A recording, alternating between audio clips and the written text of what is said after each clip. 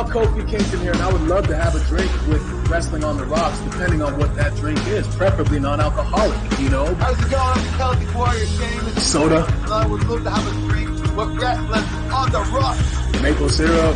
Fella. I would never have a drink with Wrestling on the Rocks.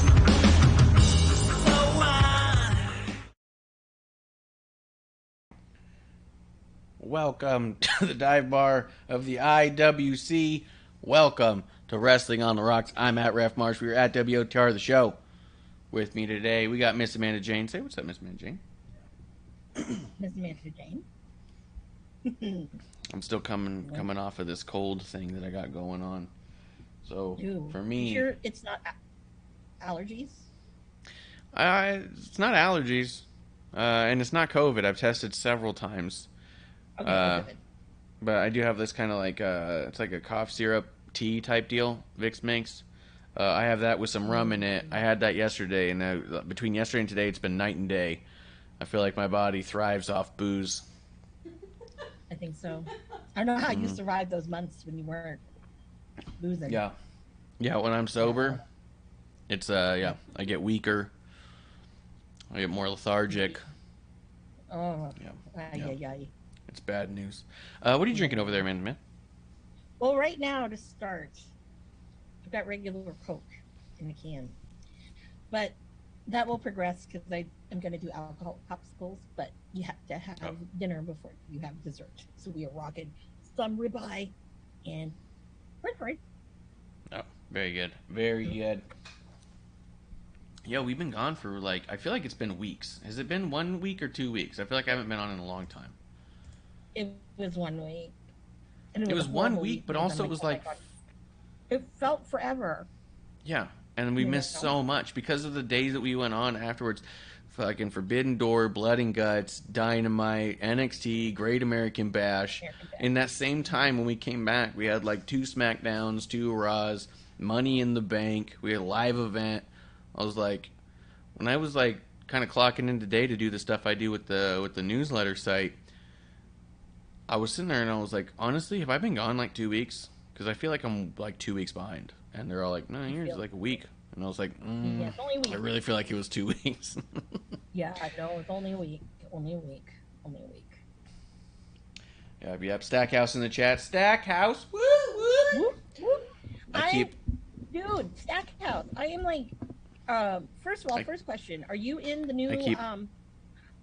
I keep my Stackhouse trading card right here on the desk so I can write it off of my taxes. Nice. But are you in the new deck? Because they brought out a new deck. What was the event? Oh, God. See, again, because it's usually based on the event, and it would depend on if you're supposed to be in the event or not. But all at the same time, I thought it was stupid they didn't put it on here. But this I believe, is the rookie card. It's the first card he's ever had. So I don't know why you wouldn't have put a little rookie on the side of it, or first trading card. Unless there's an older trading card he hasn't told me about. He does say, though, his body is the same way except with THC. If he doesn't have it, his body starts to shut down. I'm telling you. That's what it is. It's what it is. Yeah, that's a lot of them. That's a lot of them. Yeah. But yeah, let us know if you're in a new deck of cards, because we might be interested. Just in time coming through saying cheers. Cheers, Justin. Yeah, I need to snag a Stackhouse shirt. I got a few now. You do? I think I even gave one to Clump because I had so many. Oh, wow. So, no, because that would be, if I can get it before GCW, I would totally rock that at GCW. Oh, yeah. Yeah. Oh, Stackhouse said he didn't even know he was in that deck until a fan asked him to sign it. Some fan walked up and said, "Hey, can you sign this card?" He's like, "What card?" Oh, wow. Yeah, no. I know. Yeah. I'm I want to wear my Raiders Janela shirt because, it's only fitting. However, he was like, fuck. He's like, why'd you have to wear that? And I said, because they were here. They'll always be the Oakland Raiders to me. He goes, I didn't make any. I didn't think that people would be, well, she had that shirt. I'm like, you got to make some. No. Yeah, bring it back just for that show. Yeah. Also, give Stackhouse a follow. He lost his Oklahoma title, or Texas title that he had, Loco title. He lost it, and he's going to try and get it back. I think he should have it. I think he deserves it. And he did say that's exactly what happened. I thought he made it himself. He thought someone made a trading card and was like, "Oh, how nice!" And then, so good. Maybe it's like that's I had a your buddy. next venture, Marsh. I have a buddy who's a musician. He was a DJ, and he went out to Europe, and he was there, and there was a poster of him, and he was like, "Where did that picture come from?" He's like, "How did you guys get it?" And I don't remember taking it. So That's the new thing to do is make trading cards of some of the indie guys. Perfect. There's a guy out there, CageFX, Kage. I follow him on Instagram and Twitter. He designs his own cards all the time. So much so that they were so good. The time that I went to go meet Tessa Blanchard, I didn't have anything for her to sign. I went on his Instagram and pulled up a couple and thought about printing off little mock cards to have signed because the designs were just so good. But she had 8x10s. I just went with that. So yeah, it's good to be back in the dive bar with my drinking buddies. We may or may not get a shakes tonight. We never know we're going to get shakedown. What was it? It was Attitude. I don't know if you remember, but the new ray gun is going strong. I did not miss that. Oh man, I lost audio. Can't hear her, and I don't think she's happy about the fart. The fart did. Yeah, I did. I'm back. I farted out my audio, guys. But I'm back now. Were you using that yesterday? I did use it yesterday. You did or not? I did use it yesterday. Well, I've also taken to going between using it and not using it and seeing producer lady can pinpoint which ones are which. She hates that game. That's a bad game. I'm already like, no, that's a horrible game. What do you mean you don't want to play that game? No Clump tonight. We are an empty litter box. Clump is out of town. He's on a little staycation excursion a few hours away, and I told him not even to think twice about it. So, yeah, good times. Yeah. Well, anything you wanted to throw out there before we kind of get into some of it, or? Well, since you mentioned Tessa Blanchard, she's resurfacing. She is. I love Tessa Blanchard. Okay, I mean, I'm sorry, but let me go there because I'm gonna go there here and bring this. You always do. Yeah, I always do. So you always show up with a can of worms. Yep, can of worms. That's all I need. The tequila worm would be even better, but I digress.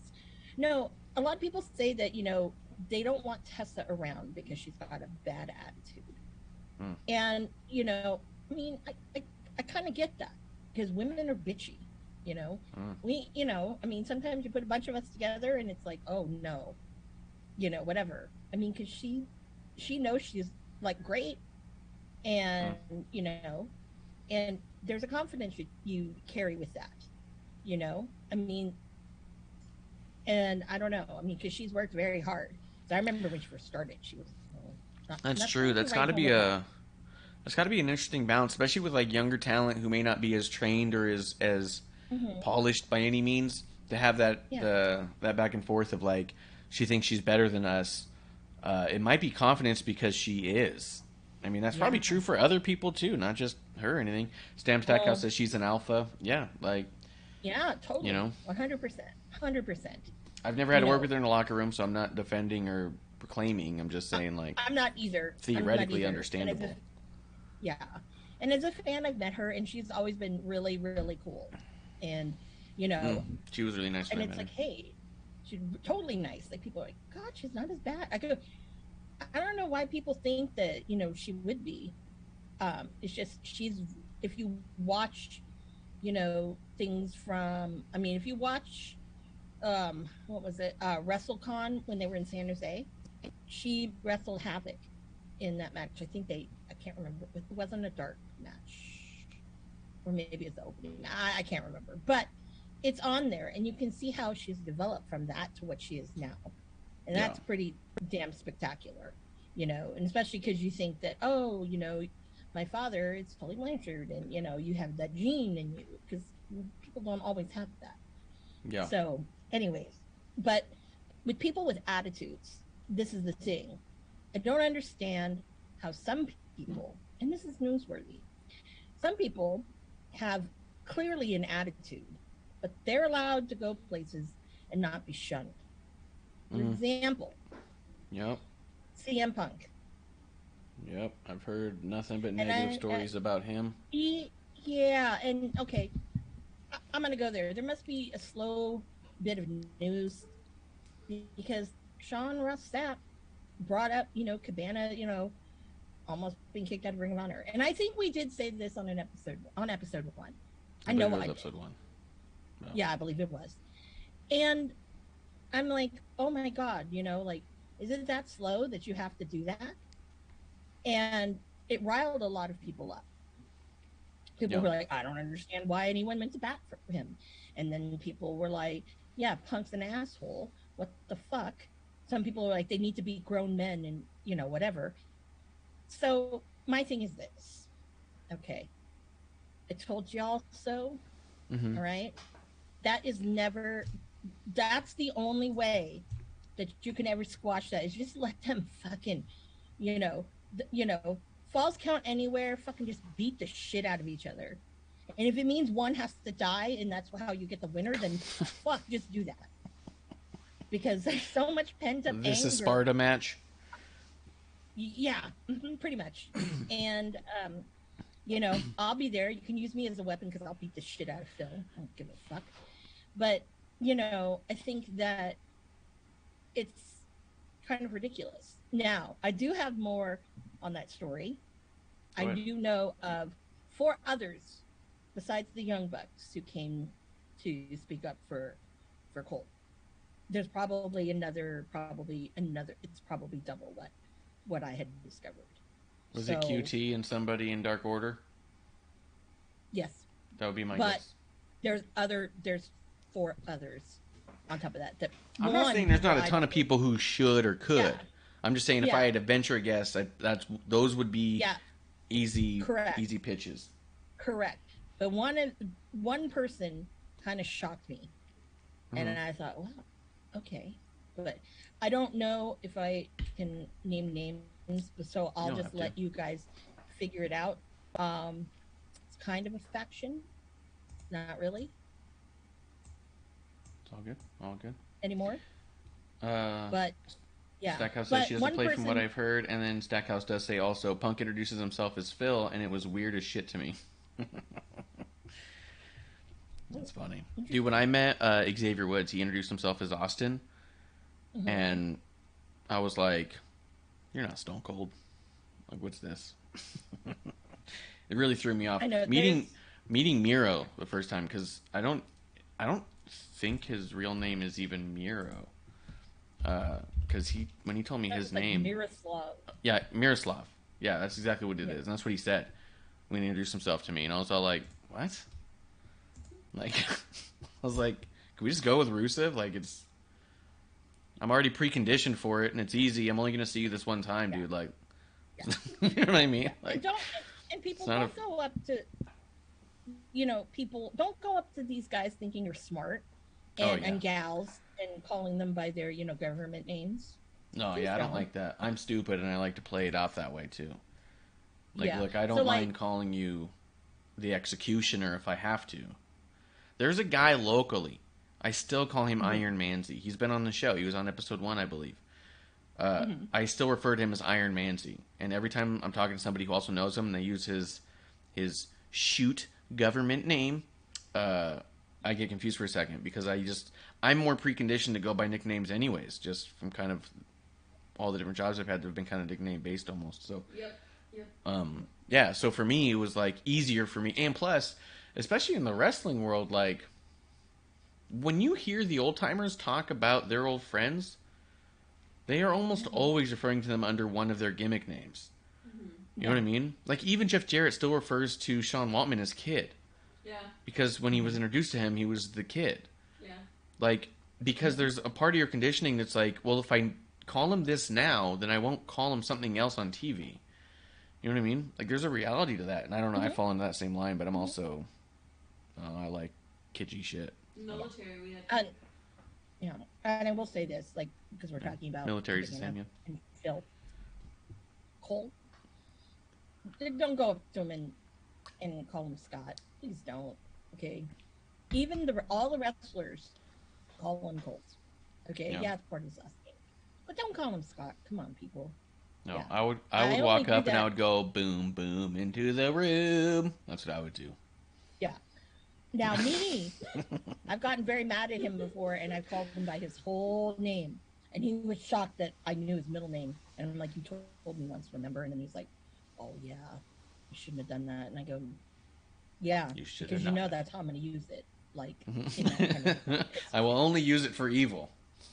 I will only use it for evil because it's your government name, and you hate that shit, and you know you've done fucked up if I have to do that. Yeah.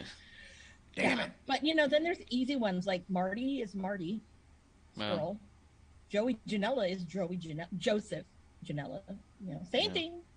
Well, but so respect people's, Yeah. But to get back on topic a little bit, it is a little bit interesting when you think about the people who get a pass and those who don't, because there is just no chance in the world that everyone backstage of every show is actually just, I mean, as Rhonda said, what did she say? It's all burritos and hand jobs in the back, cupcakes and hand jobs. Like, I mean, it's not what's going on. Like, there are jerks in the back of everyone, and some people, burritos is better. Burritos.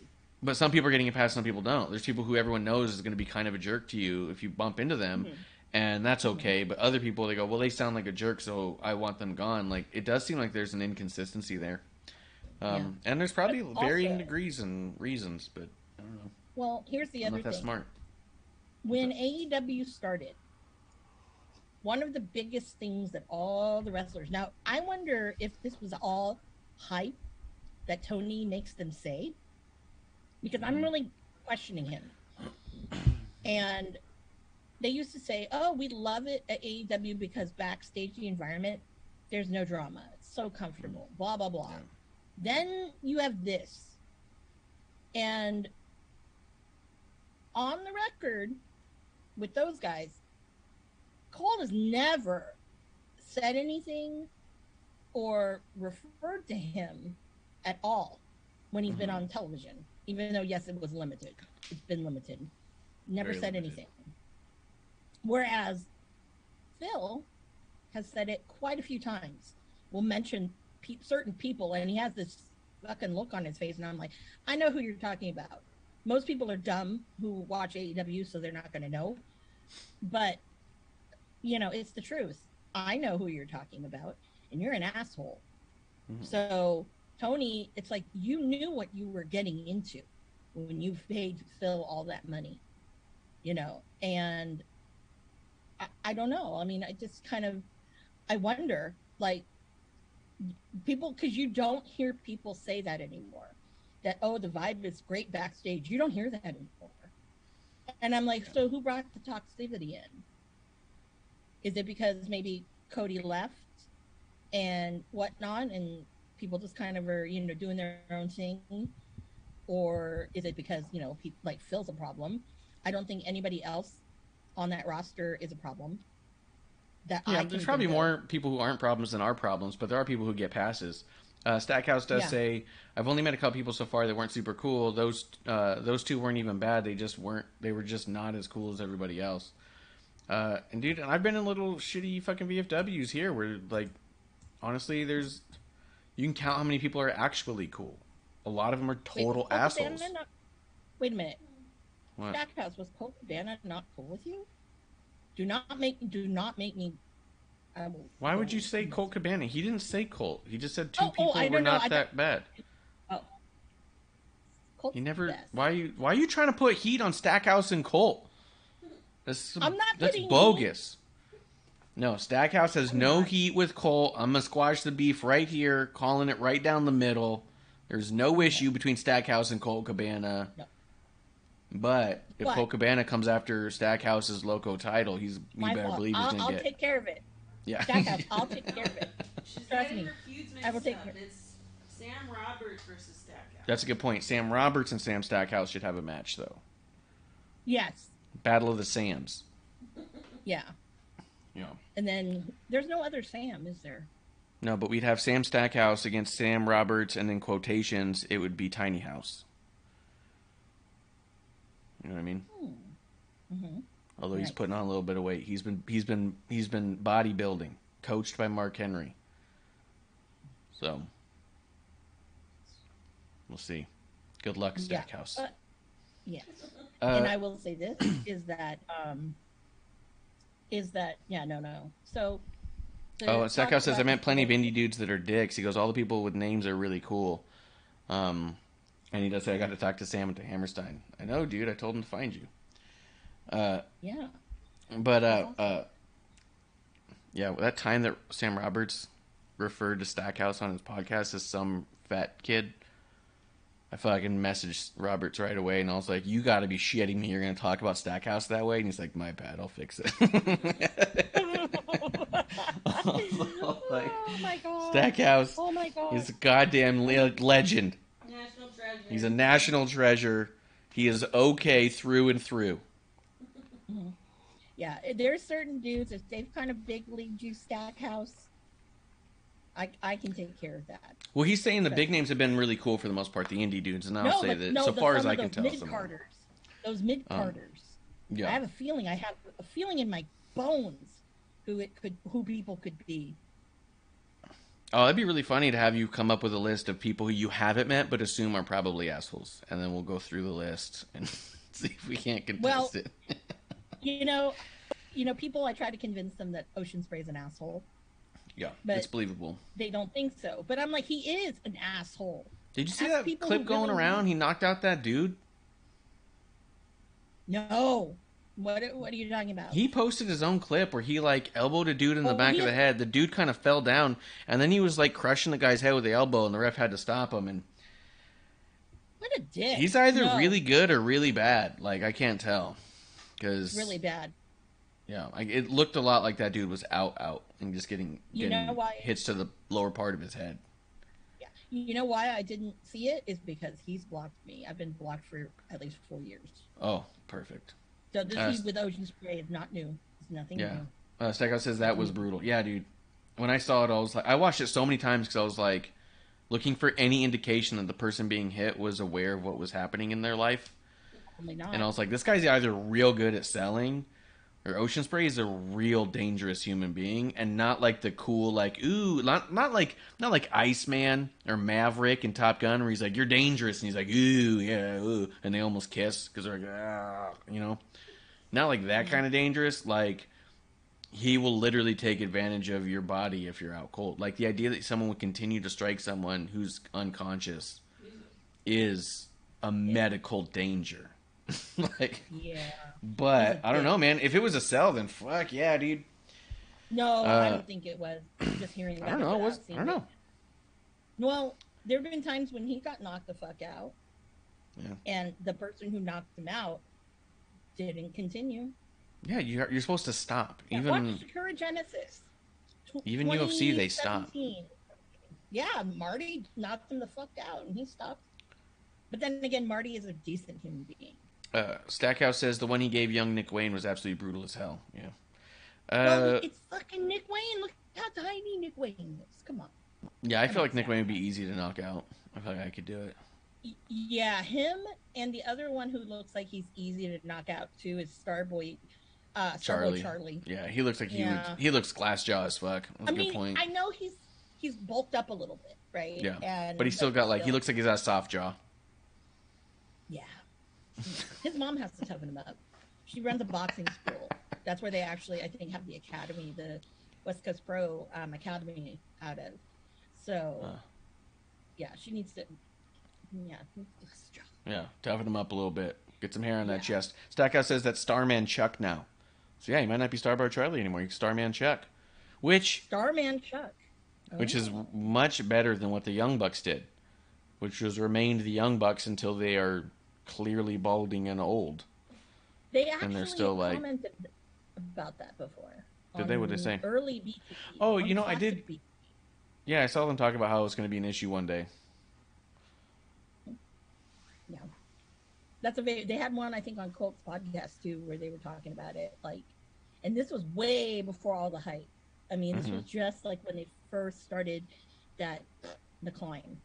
So I can't remember what episode it is. Man, he's on like over 400, almost 400 now. That I'm like, whoa, I can't believe I've listened to every single one, and some of them more than once. So, yeah. But yes, so Gold Man people, good peeps. Phil can fuck himself. You know, I don't like hearing that. Okay, we re-signed you, yay, and then all of a sudden, because remember I had said on episode 1, I thought it was odd that I didn't know Colt had a match at Super Card of Honor. Had I known, I probably would have like tried to go, because I really wanted to go, because one, I've never seen Janela Spring Break. I was supposed to see it twice now, and I'm like, yeah, getting a little heat from Janela about that, but you know, I mean, just shit like that, and you know, the stuff that the collective does. So, but next year, I'm all in, baby. LA. Yep. And I hope you're there, Stackhouse. Hope you're there, because that'll be awesome. Stackhouse does say, I think 2's been my favorite person so far. Dude is scary as hell and the sweetest dude at the same time. Dude, 100%. When we met him, it was the same thing. We watched him in a match that night, and I was like, good Lord, like, fuck that dude. He just ripped people in half if he wants. And then when he saw us, we caught eyes, and he was like, he stopped and smiled and was like, get over here, and like came over and made us get pictures and stuff. And yeah, he was really chill. And just awesome. Yeah, he was just chopping it up for a while. Him, Hammerstone, very similar. Terrifying dude and couldn't be nicer. He's the type of dude who like I would say he's the kind of dude who would help you fix a tire, but he would like just help lift your car while you fix your tire. You know what I mean? You just move it. Yeah. You know? Yeah. Legs are tree trunks. Yeah, 100%. You know who I've heard is like kind of and Nick Gage. Oh my God, he's amazing. You know, despite that scary, you know. Yeah, he's super nice. Yeah. That scary aura, let's just call it that. Yeah. Nicest dude. He'll have your back, because that's what he fucking does. MDK all fucking day. Yeah. Anyways. He signed my drawing I did of him and asked me if he could keep a copy. Oh wow. Yeah. So I had an extra copy. You gotta love him. Actually, pretty much almost all those GCW dudes are pretty cool. I can't pretty think nice. of Pretty nice. That, Well, speaking of birthdays, the NWO had a birthday today. They're 26 now. Too sweet. It's pretty dope. Pretty dope.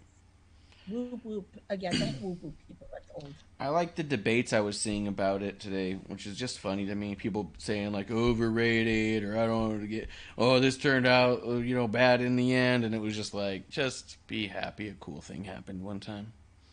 Yeah, and it's just people, so funny to me. Yeah, you people, it's like, come on now. You're like, oh, this is stupid. But you know what? You guys are the first fucking people to go out there. Oh, whoop, whoop. Yeah. Yep. Yeah, no. Any other birthday shout-outs? We've been gone for a couple weeks. Oh, yeah. Speaking of, Joey Janela's birthday was this last weekend, so happy birthday. Yep. Happy birthday to the bad boy. The bad boy. Let's see here. Gosh. Who else? Dan Severn had a birthday. Oh wait, hold on, wrong thing. I'm on the wrong month. Hold on. What the hell? Hitman. Bret the Hitman Hart. Happy birthday, man.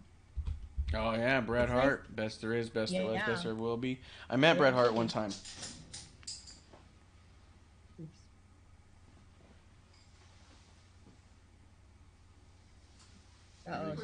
Did you break it? No. Oh my God. Is that the pencil? I'm trying to see if there's chip on the lead now.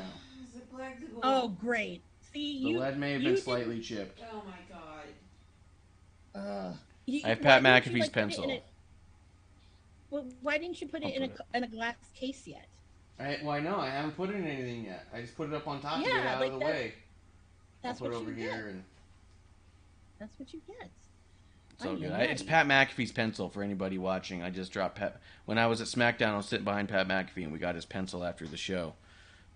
It just fell. So, no longer mint. I'm shaking my head. But Bret Hart, I met Bret Hart. The first time I met him,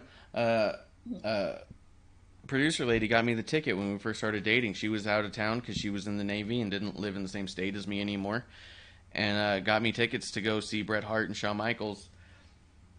And Anvil. He was with Anvil. And I get to the front of the line, and they kept like, Brett stayed like 2 hours later than he was supposed to because they kept like trying to cut the line kind of a deal, and they cut it like right behind me, and I was like, thank God I'm gonna squeeze in the end here. And as we're going, Brett's kind of like looking at the line. He's like, keep him coming. Like they're like, but you have to go. You're gonna like miss your flight. He's like, I'll get a different flight. Like fucking forget it. Like he just was super nice. I want to make sure everyone had an opportunity. And I get up to the front, and it was like I had almost like blacked out almost. Like it was like everything got weird. And I just looked at him. I just went, "You're the first hero I ever had," and I couldn't believe what was happening. I couldn't believe I even said it. I never even thought about it in those terms, but being face to face, it just kind of like came out of me. And he like smiled at me and he asked my name and shook my hand, and it was cool. We talked for like a minute or two, but yeah, really nice guy. Awesomeness. Oh, and then other cool birthdays that we're celebrating. Hillbilly Jim. Now that's a really nice man. My God, Hillbilly Jim. Yeah, we talked to him for like 2 hours. He sat there and we were just talking with him and he shooting the shit. And he like I told him, I said, I have to tell you. I said when I was a child, because my brothers had the LJNs, and I kind of was forced to play with them. I'd always pick out Hillbilly Jim. Why? Because he always looked so happy and just full of life, and that's why I picked him. And they said, so he was like, really? That's really interesting. I said, yeah. I said, as much as there were people that I loved, I always gravitated toward Hillbilly Jim. So little story right there. So happy birthday, dude. Let's see here. 2 days ago it was Adam Cole Bebe. Yeah. His birthday. So yeah, think of that what you will, I mean, hey. Speaking of NWO, Kevin Nash. Yeah. His birthday's coming up. Same as Shelton Benjamin, Andrew Everett. Let's see who else. Tyson Kidd. Mm-hmm. A lot of good birthdays up in here. Now one, I forgot just to prep you on this one. A certain masked luchador that is from Tijuana is celebrating a birthday. So Stackhouse mentioned that on this one. So we're going to double back on a couple of these. Stackhouse says that his birthday, Brock Lesnar's, Sami Zayn, and Bill Cosby's are all on the same day. Stackhouse amongst the greats. So happy birthday to all of them. Which I thought was funny because my birthday was the 2nd, which is the same birthday as Bret Hart, Scotty 2 Hotty, and Charles Robinson. Which is awesome. I actually got to bump into Charles Robinson when we were at the SmackDown taping, and I got him to sign my ref jersey that's signed by Tommy Young.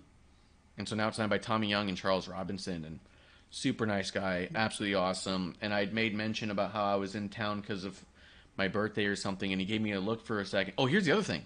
When I went up to him, I was like, hey, I don't know if you remember me or not. I was like, it's cool if you don't. And he was like, what was your name again? And I said, Marsh. He goes, oh, from Wrestling on the Rocks. And I was like, what? So good. So friend of the show. Yeah, friend of the show. Yeah. But he signed it, and he was super nice. And we share a birthday. So he sent me a birthday message that day. Yeah. Yep, we sure will. We'll live it up. No, I'm saying on my birthday, Robinson sent me a message. Said happy birthday. Oh, nice. Sorry, yeah. But we got to celebrate Stackhouse as well. Oh yeah, we're gonna celebrate Stackhouse's birthday. Brock Lesnar, Sami Zayn. Yep. The Olayist. Yeah, that's a good day. I unfortunately have. Oh, did you know that Hurricane Helms shares your birthday too? Stackhouse. I don't know if you mentioned that. I don't think you did. So there's another one to add to your list. Yeah. Yeah. Very good. FYI. Nobody's on my birthday. I got weird celebrities. I got Chuck Berry and Neo and the tennis lady, Martina Navratilova. Oh, and Zac Efron. That's it. Yeah. Nothing that will that's put bees funny. in my bonnet. Yeah. Yeah. And then your boy Xbox having a birthday, so happy birthday to you. Yep, that's coming up on the 13th, I believe. Yep. It Yeah, sure my is. sister's got the same birthday. Oh, nice. There's one that's on the 14th I'm not going to mention because he's a dick. He injured my knee. Anyways. So, yeah, fuck you for your birthday, dude. But Jeff Jarrett is having a birthday the same day on the 14th. So, happy birthday. Very good, very good. And then that is pretty much it, unless you know of somebody else that is. Oh, wait a minute. He's going to fucking kill me. Do not tell him I forgot. Ohana, my Ohana, Jeff Cobb. Happy birthday, dude. And, honestly, like, I want him to overtake, not because I hate Ocean Spray, but his promo skills have been so amazing as of late. And I really, I'm enjoying that. So, happy birthday, Jeff. Sorry, I forgot to mention that. Sorry. Jake Chris has a birthday, and just making sure. Nope, that's for next week. And yeah, that's it. Good, happy birthday, people. Sounds good. I wish this was like. I wish these birthday sites were like Wikipedia, because then I would go and put Stackhouse on the 12th. Just update them all. And people would go, "Who the fuck is that?" Well, I don't know who the fuck some of these other people are. Yeah.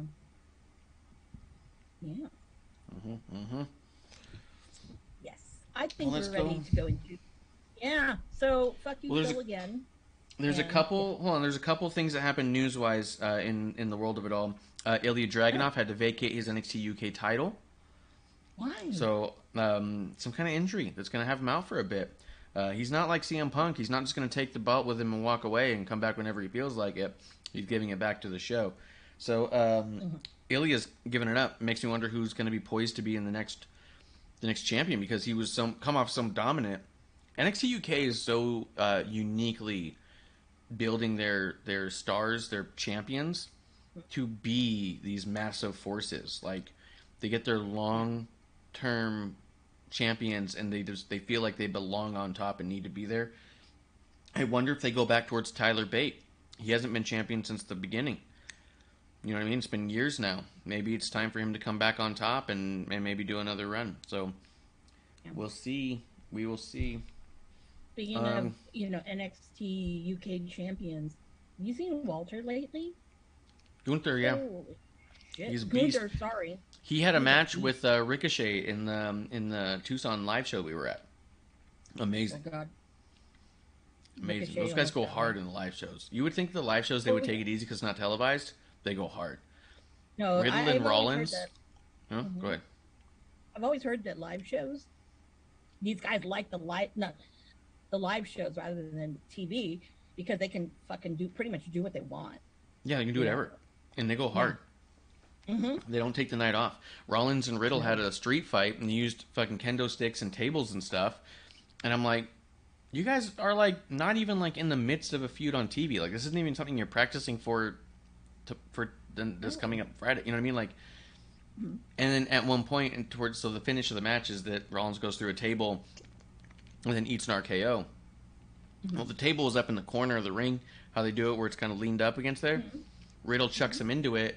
He hits kind of the bottom, and it kind of does one of those weak ass little like geek, these little crack in the bottom. Rollins was not having it. He like run it back. Riddle grabs him, takes him back to the corner, throws him again, and this time Rollins like cannonballed into it, and the table blew up, like exploded proper. Like shards were going places and stuff, and I was like, oh my god. Damn. And you just know that in his heart he was like, there it is. That's what I was going. You know what I mean? Like you got to give the people what they want. They don't want exactly. I was like, incredible. But yeah, Gunther's looking amazing. Speaking about UK, also MLW signed a UK TV deal, which I think is very good. Also in the UK, that WES show that the AOP was putting together with all those ex-WWE folks, it got canceled. They said a bunch of the talent was just going to no-show, and so they canceled the show. And then a number of the talent tweeted out that they weren't getting paid. and they were told they'd be paid and they weren't paid, and so they never booked their flights because they wanted to get paid before, effectively. So, yeah, whatever it is, it's a mass miscommunication, and the fans lose. But Mojo is already going to be in the UK, so he put together a meet and greet that's going to be free to anyone who was going to the show. He's going to sit there and party with guys all night long, and any money that's made that night is going to go towards paying the local talent who was supposed to be on the show who didn't get paid because the show got canceled.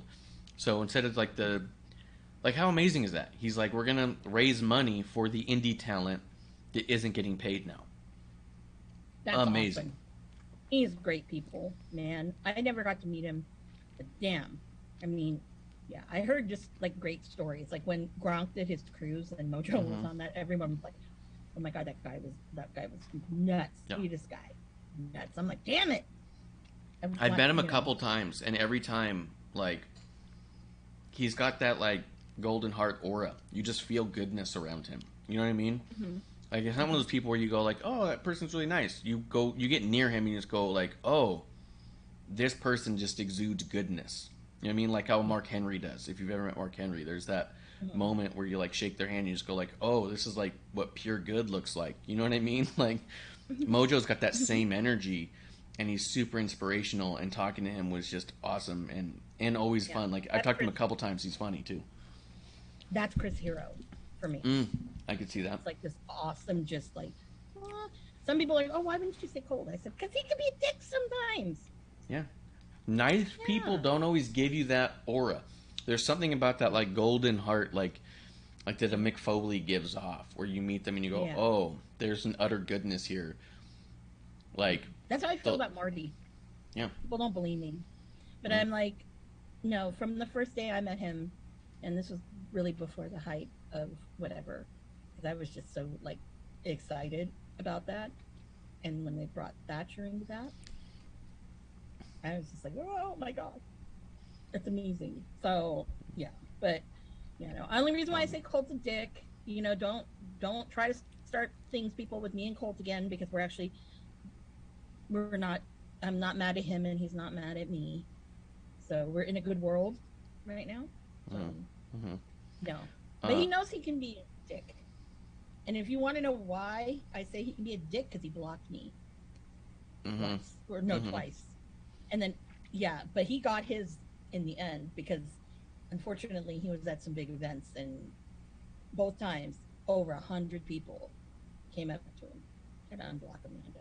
Why'd you block Amanda? You got unblocked. Yeah. And all of a sudden I got a message after the first day of StarCast. He goes, you know a lot of people. And I go, why? Why would you say that? And he said, do you know how many people came up to me and said, don't block you or unblock you?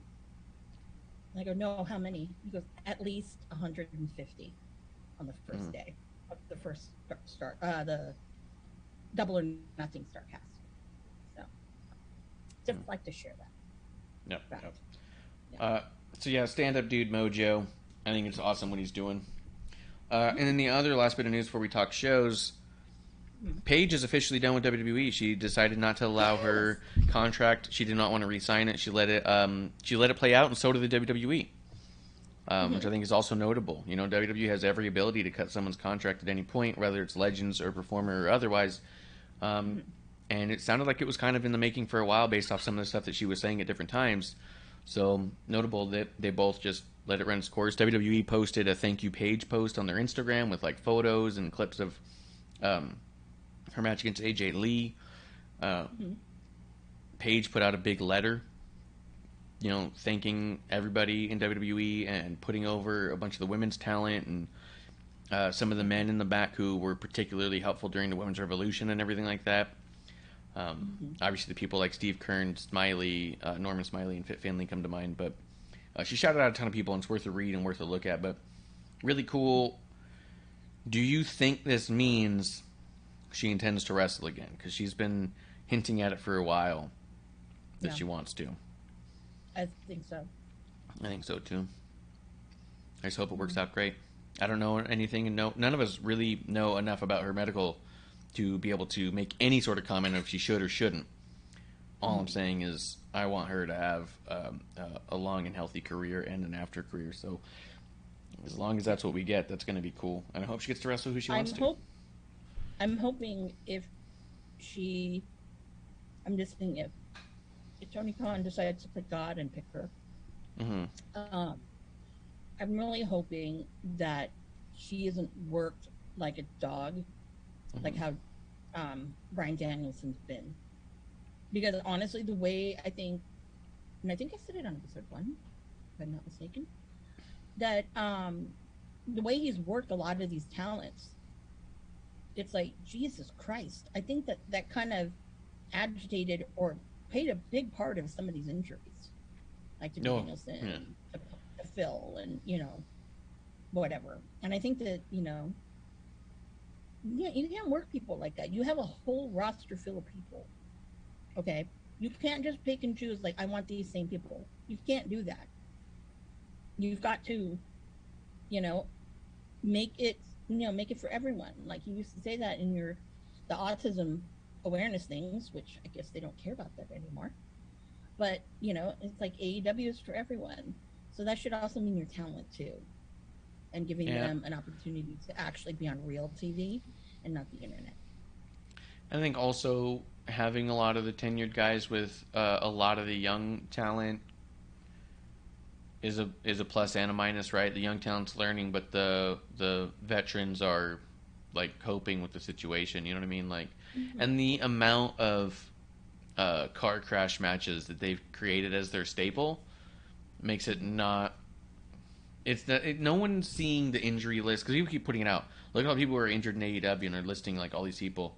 And there's a few injured in WWE. It's not completely, reserved to them by any means. But when you see these lists that it's like 13, 14 people in AEW, major names that are injured and out, no one's going like, it's crazy. How could this happen? Everyone goes like, oh, yeah, it's a tough business. And you go, well, there's probably precautions that could be taken that aren't, But at the same time, then people like us will probably complain later on at Blood and Guts when they had 2 mattresses for Sammy Guevara to land cushionly on, or last year when Jericho went through that cardboard and air pad on the other Blood and Guts. Like, it's there's just got to be a better, cooler way to do it, I think, or whatever. But yeah, if she gets over to AEW, hopefully she's not run ragged and injured right away. Hopefully she gets to go in there, wrestle who she wants to, have stories the way she wants, and hopefully the women get more time.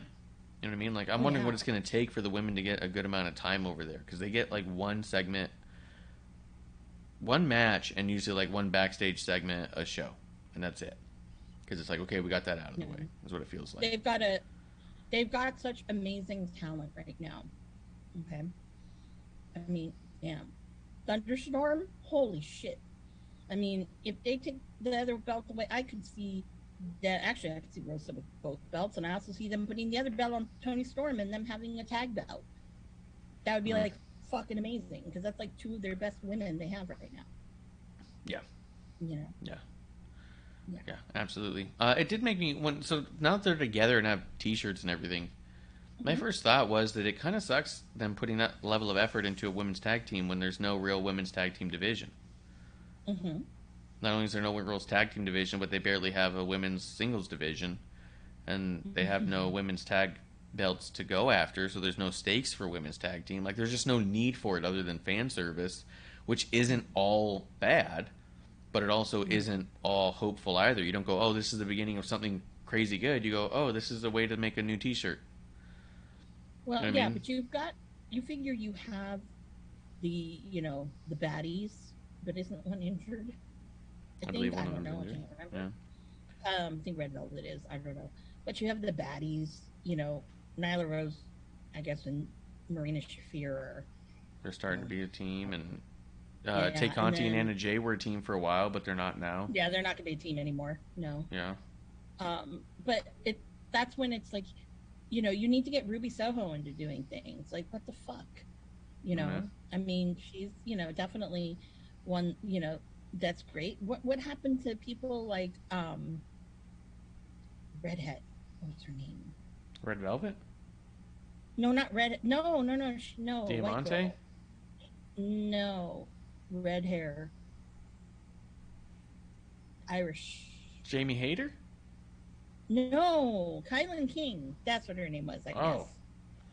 Yeah, she was actually getting really good, because Yeah. Thunder Rosa was using her a lot on Mission Pro. But yeah, like you have Jamie Hayter, who's damn, like, why are you keeping her with stupid DMD? Yeah. She needs to go on her own. Statlander, I love the fact that she's not doing that alien bullshit, because Statlander is fucking great. Period. I always thought that was a handicap for her. Yeah. To go and meet people's noses. I'm like, no, nobody likes that kind of shit. Yeah. No. If you're gonna give me comedy, you need to give me comedic wrestling by people who know how to do it. Not saying Colt, but there's other people. Chuck Taylor's pretty good at it. We don't need to see Orange Cassidy like every fucking week. No offense. His match this last, what was it, against Ethan Page? I started fast forwarding at a certain point. I did not like it, and it's not only is he cartoony in his own little things, but like he was doing some shit, like he was pretending to run in place to go forward, and I was like, what kind of like cartoony shit, like. But then at the same time, Moxley did that in the Blood and Guts match. He went to go chase someone and kind of ran in place for a second or two, and it was like that Road Runner, Yeah. Yeah, no. I just don't get those little kinds of moments. It's all like, this is cartoony. But also, on the same token with Orange Cassidy, it's the same bullshit every single time. And I mean, it's cool, but it's old. Like, so I'm like, can I see somebody else? Like, I don't know. I have no idea. Like, I don't know. I don't want to see something different. Luchasaurus and Christian. That's stupid. I like Luchasaurus' new look, though. Like, making him kind of a dark look, I like that. I think the idea of giving Luchasaurus kind of an edge and a talking piece, I think works better than what was happening before, to be honest. Because him being like a silly dinosaur thing was real fucking stupid. But him being like a dark wrestler that's seriously just whipping asses, but Cage is talking for him anyways, I think it actually works a lot better. Like, I don't think it's perfect yet, but I think I'm way more receptive to this presentation of Luchasaurus than I was the previous. You know what I mean? Mm-hmm. But then maybe I was kind of partially like, Jungle Boy, which I'm hoping he repackages himself. Yeah. Yeah, I really do. Because... You think he comes back with a haircut? I don't think he's cutting those locks off anytime soon. It's possible. If he comes back with a haircut. I swear, if he comes back with fucking Dylan McKay hair, okay? Yep, that's what I'm thinking. I will die. I will oh my god, yeah. Oh my god, yeah. I will fangirl so hard you don't even know. Oh my god, I'm still I feel embarrassed still after that whole, my fangirl moment when I met Luke Perry. Yeah. And of course, it was his first PWG match, and I had Brody King's shirt on. He wrestled Brody King. And I'm like, I'm sorry, Norm. I said, I know. Yeah, I know. This, the shirt. I know. Your son doesn't sell shirts, because at the time he wasn't selling shirts. Because I would be on his ass. I'm like, Jack, when are you gonna make a shirt? Yeah. So in this time frame, though, we've missed Forbidden Door. You watched most of that, right? I watched the whole damn thing. Remember on the way to Forbidden Door, I was talking about how, like, we're not analysts. We don't know what all the ratings mean, but I do think that you can scope at it and look at it a specific way. There was a huge drop in their viewership weekly during Forbidden Door build-up. I remember I had said I feel like it's going to go right back after Forbidden Door, that they've made such a way that they've developed it so it's not important, it doesn't mean anything, no one understands what's going on, but you also know that it doesn't matter that you don't understand, because as soon as Forbidden Door is over, they're moving on and they're going to go back to what they were doing before Forbidden Door. According to the ratings the last couple weeks, that's exactly what happened. All their viewership is back. all the ones that dropped during Forbidden Door, everyone stopped watching because they said, I don't get it. I don't understand what this is about. They're not trying to help me figure it out. But what I do know is after Forbidden Door is over, it's not going to matter. And that's exactly what was presented the last 2 weeks. And the ratings reflect that. Everyone's back. They're back to that 970 area that they were. So I don't think it was this big anomaly with a fucking hockey game. I think it was that what we said, Forbidden Door was built terribly. People who didn't already know didn't know and weren't getting there. And it was obvious from the beginning of it. None of this will matter the day after it's over. So much so that on Forbidden Door, it ended with an angle to promote Blood and Guts on Dynamite. It ended with, wait till you see Blood and Guts. It was like, all right, that's behind us. Let's move on. That was an awful ending, but yeah.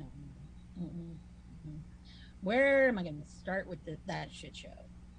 Go ahead. I will say that one thing that ROH was always very good at when their partnership with New Japan, except for the super card at the Madison Square Garden, they've always have made their audience understand who some of these people are and the hype behind some of these people, because it was second nature. Because you used to get on the regular, you would get LIJ there, you would get Okada, you would get Tanahashi with the good hair. I mean, you get them all, eventually, not all at the same time, but rotating. You got Kota Ibushi one of the times, if I'm not mistaken.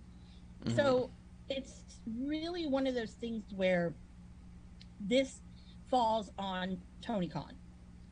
I'm like, you did not really prepare your audience to understand things. 1, 2, you also made some, you were only concentrating on certain matches, and Zack Sabre Jr. felt like it's just tossed in there, and and people didn't get to experience with Zack Sabre Jr. I think one of his great gifts was his mic ability. We didn't get to see that because he came out and he was, jibber jabbing. I'm like, don't go to commercial. Stop talking. I want to hear, ZSJ. Now, especially because of what's going on in his own country. Oh my God. Probably if he loses, I'm just gonna have to watch for his promos. But it was like an afterthought. And then every time someone got injured, it felt like the card was getting really bad. I didn't even know Hiromu got sick, and he was there, and I'm like, what? I'm like, wait a minute, where is Hiromu getting his own entrance? And then everyone's like, no, he's sick. And I'm like, well, shit. Like, if I were a fan, I'd be all, oh, this isn't that great. And I mean, I think that the fans were mostly, because again, it's Chicago, they get everything. I think the fans were more interested in saying Kaze Ninare, or doing Adam Cole Bebe and all that other audience participation crap, than actually giving a damn about some of those matches. Now, I don't know. That's just me though. But I mean, honestly, I think that Jay White, I love Jay White. Don't get me wrong about Jay White, but he really wasn't presented in a way that would show any interest in, I want to watch Jay White. There was none. Same with Tanahashi. I felt like, okay, yeah, you're wrestling Mox, but everybody knows that Mox is going to get that belt.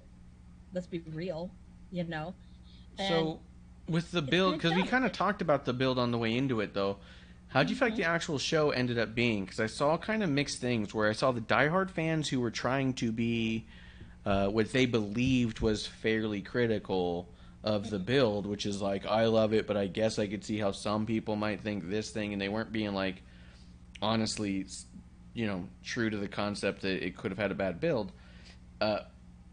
All those diehards who were kind of excusing the build on the way there were like, and the show was incredible. Even if you didn't like the build, you have to love every single match. It absolutely delivered.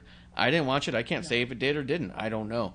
But I saw a few people say that it was give and take. Some matches they liked, some matches they didn't. So Where did you stand on that? After the build being what it was, did the matches at least cover up what was lacking? No. And I'll say this wholeheartedly. No. Because when the first match was QT Marshall and Aaron Solo, and they were facing two people that nobody has a fucking clue. Like the casual viewer, definitely the AEW viewer, unless you're a real avid New Japan person, you don't know who Yoshihashi is or Hiroki Goto. You don't know. And you didn't really know beforehand. Like, why should I care to tune into that? Yeah. Kind of same with Keith Lee and Swerve, Swerve and Mark Glory or whatever the hell. And they fought two members of Suzuki, which was El Desperado and Kanemaru, who I call Japanese Bill Murray, because he comes out with that Centauri whiskey, and so I nicknamed him that. So if I hear that around people, I know where it came from. I know where Ocean Spray comes from, and I know where Murder Grandpa comes from. Yeah, I was calling them that for a long time. But even that, you're like, who are these people? Like, Minoru Suzuki, but you were never introduced to his faction, because since they are all faction based, you would think, oh, okay. New Japan Dojo, I'm a little bit bitter about, only because of the fact that I really feel that one of the best people from the dojo was not on the show, and I know I've heard some issue, and I'm talking about Carl Fredericks, so shout out to Carl. Carl is phenomenal. I've always thought that. But I don't know why. I mean, to be quite real, that dojo class, he was the best. Sorry, not the Wild Rhino or whatever Clark Connors is calling himself. Alex Coughlin, no, he was the last one that really got his shit together. But no, it was Carl Fredericks. But whatever. And then, of course, making fucking Eddie look like a bitch again. I knew that going into it.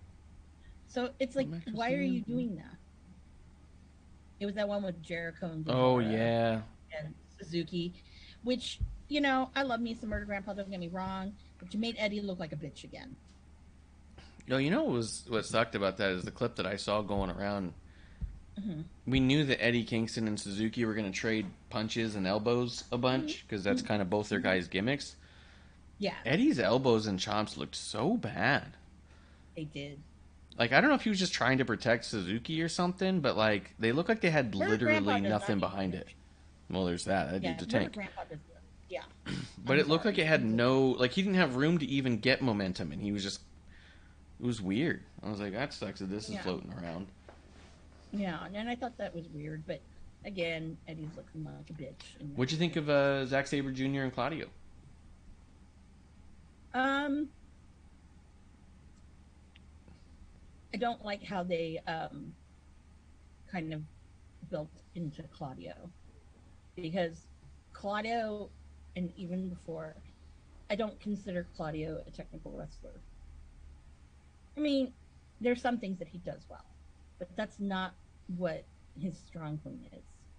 What they should have done was, and I don't know why they didn't even think of this, but they should have brought Gresham, because now there's that storyline of, I'm not even being put into the best of the world category, best technical wrestler. I'm like, because you're not, dude. But, I mean, yeah, he's got a belt, but you know what? There's others too. So that's where I was like, that would have been a little bit better. But it was a great way to introduce Claudio. I'm glad he's there.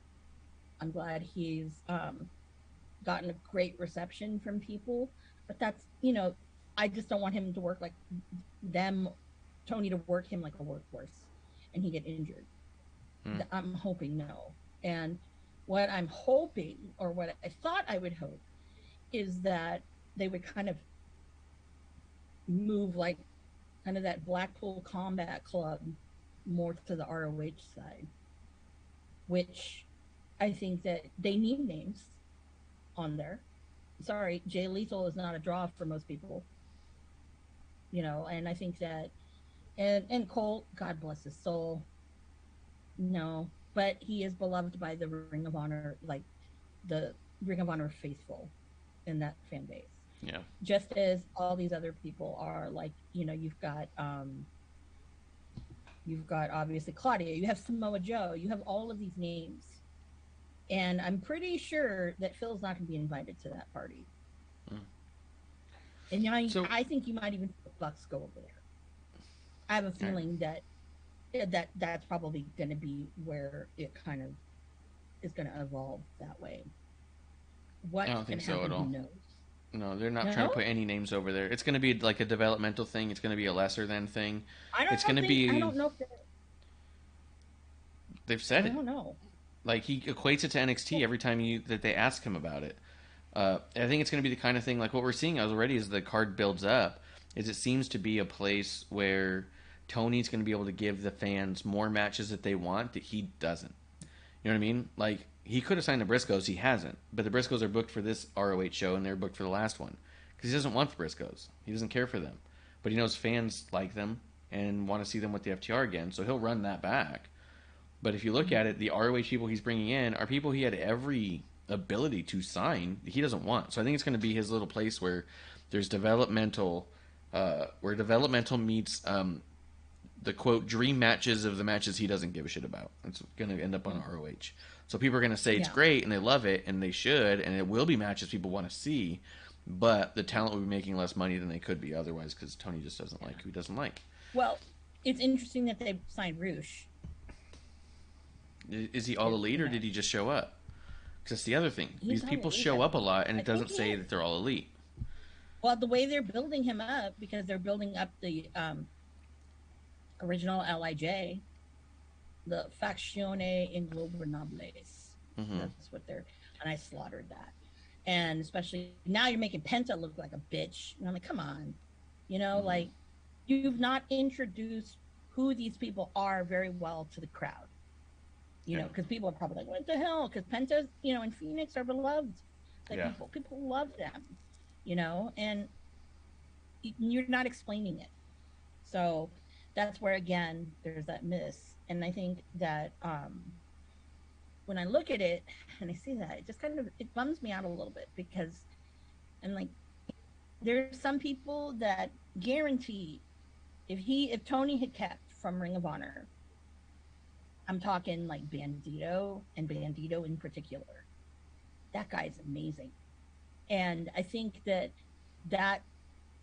his style of wrestling is what people want to see. They want to see that well-executed flippy shit. Yeah. Instead of Botchamania with like Guevara and some of the other dudes. But I don't know. That's just me. That's my opinion. You can at me. I don't care. But yeah. I do think that it's a real misstep to say that you don't think, and that's again an opinion, but it's a big misstep to not put Claudio in a massive conversation about technical wrestlers. I don't think he's always been showcased that way by any means, but I thought that the opportunity to show that the ability was there really came out in the pandemic when they were in the empty arenas, which you may not have seen any of. But he had a few matches with Claudio and it was Claudio and Dana Bryan and Drew Gulak, and they were fucking great. They were some of the matches that were like the easiest thing to get through. You know what I mean? Like the way they were doing it. But I don't think that match was as technical as it should have been. That's what I was asking. I didn't see the one, so like how was it? It was okay. I mean, like I said, but it wasn't as technical as it should have been. Mm-hmm. I know. You tell me I'm getting Zack Sabre Jr. Girl stiffy, because I love that style of wrestling, and people usually don't because it's slower. But yeah. Was I sad that certain people that I was like, maybe it's not going to be Claudio, maybe it's going to be this person or that person? Yeah, I was, but at the end of the day, it's nice to see Claudio wrestling and actually being not being put on the shelf, because the guy is still a fucking beast and whatnot. Funny that he's now doing a thing, him and Hager are going at it. I thought that was an interesting move to put him with him right away. Yeah. I thought that was But neat. then I'm like, I really like him with the rest of them. I think it's great putting him with Mox and Daniel Bryan and William Regal. I think it's absolutely, yeah. They're on the verge of, if they push that faction a certain way, you could have like a mini invasion kind of concept without it being like the invasion kind of stuff that always seems to kind of flop. They could do some awesome stuff with them as a group. What also, if they are using ROH like a developmental, that's a good way to get people who are, pretty top tier and having, Regal as some guidance sometimes. I think that's stellar. And also having they could be a cool bridge. They could be a cool bridge between Ring of Honor and AEW and do both. Yeah, especially it's big enough. So. And I mean, you got Uter, and he's the pure title holder, so people love him now. Yeah, really beloved by the people. But he's been getting really good, so it's good to see that. But I definitely think that that's one that really can bridge the gap, because you do have, your ROH alums in there, and you got people that'll get the ROH people more interested and invested. But I sometimes don't feel like Tony. I know Tony does not think this way, and I mean, if you want all these viewers, you gotta hit them, and people who you don't think, who is not watching your shit now, you gotta fucking make them interested in the shit. And I think that the Blackpool Combat Club is the way to do it. Yeah, they're my favorite team for sure. Did they drop the information about the new Ring of Honor pay-per-view on Forbidden Door? No. Or was it on like a Dynamite later? Because it was kind of out of nowhere. It was on Dynamite. Now, they also had a blooper where they put the graphic for All Out, and then quickly took it away. It was on there for about 30 seconds. But there was more hyping about blood and guts than anything.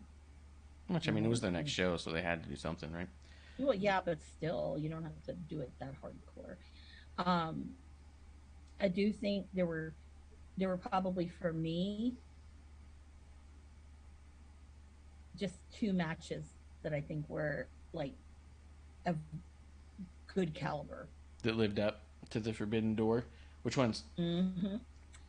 Well, the one that has nothing to do with New Japan, Thunder Rosa and Tony Storm.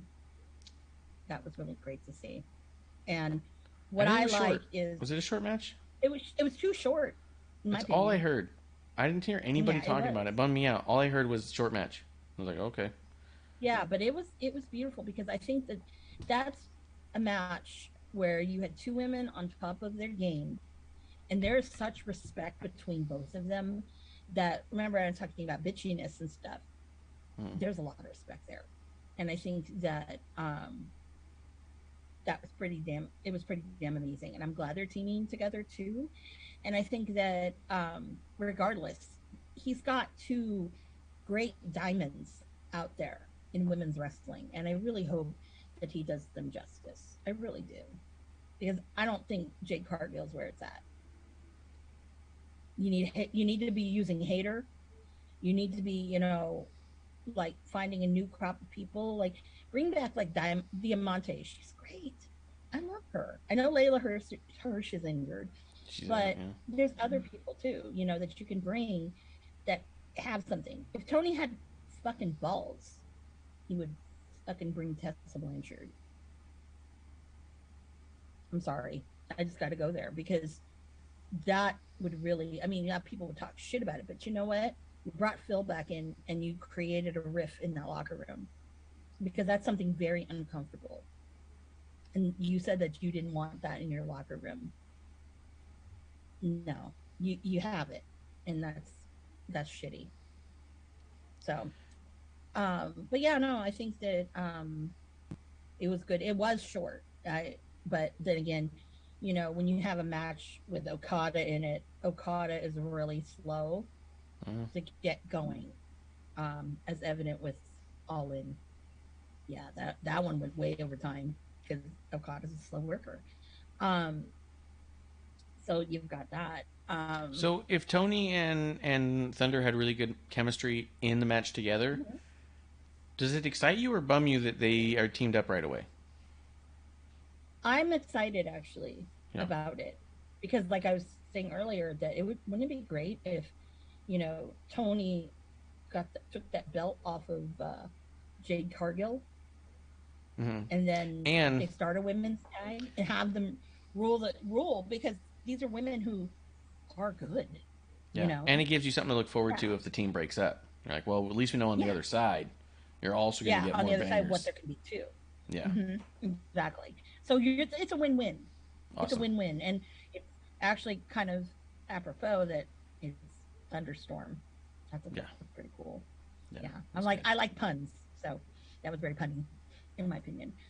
And then the other match was the tag match: FTR versus United Empire versus Roppongi Vice. Do you That think? one was beautiful. That match. Do you think the injury was real or no? Yes and no. Just because I've seen people go back and forth on it. I didn't see, so again, I don't know. But I just Yeah. like that that's a Well, conversation out there it, because that means that either it way, they did an awesome job. yeah, it You know what I mean? I will say this. It if it was fake, it was brilliant how it was executed. Mm-hmm. But it did look like it. Yeah, it did look pretty bad though. But Which then also again, means that if it wasn't fake, then it was brilliant how it was executed. I think that mhm, more than anything, it shows that the execution of it was done perfectly because the mhm, conversation is, well, we know typically this happens in wrestling for story, but also the mhm, accidents can happen. They did it in such a way that people don't know the difference, and that's brilliant. That's incredible. yeah. And I think Cash was just out there. It was really an amazing thing. Great O'Con, I was shocked. It was actually pretty decent. Mm-hmm. So I think he put on his best shoes. Um, but man, they really do need to be bringing me more Rapungi. Right? I am sorry, but that's where you get the best goddamn fucking Trent Beretta, Mm. hands down. Not in the best friends, no, but Rapungi Vice. That's always been for me when he had his ROH, not ROH. It was yeah, he was an ROH then too. That New Japan thing. That was when he was at some of his best. And then he really, from now and then when he went to AEW, he bulked up even more so than when he went to heavyweight. And that'll always be heavyweight Trent to me. But I think that Rocky and him provide really, great type of chemistry that's there, because when you see and you're like, oh, Rocky Romero, what the hell?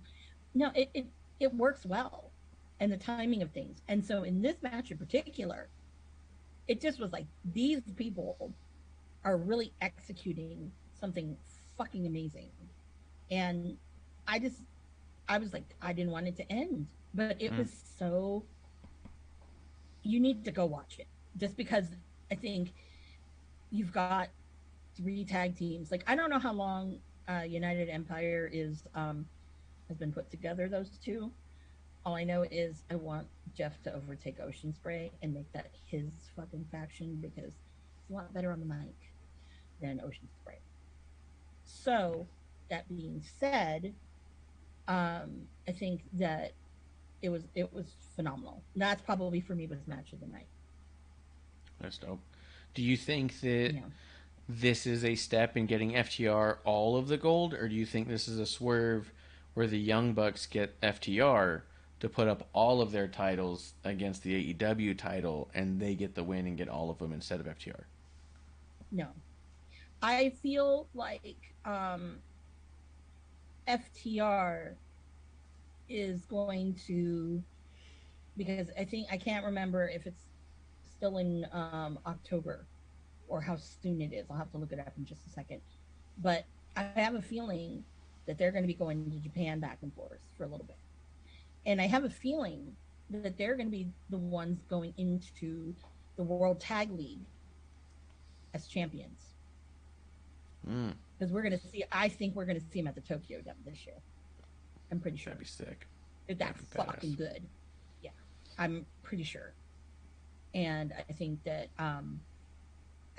the way it's been being executed is almost like perfect, in my opinion, because you're getting more exposure for them, on a more global scale. I mean, WWE, but they didn't have those accolades like they do now.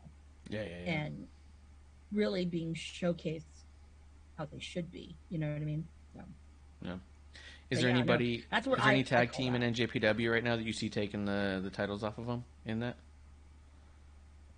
Or do you think it's going to take a little building? Mm,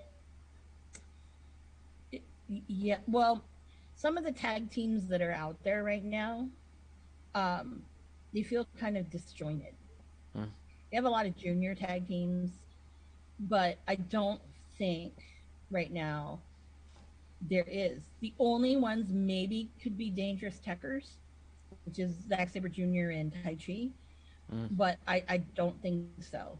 I don't, unless they put, unless they're going to do like Shingo and Naito.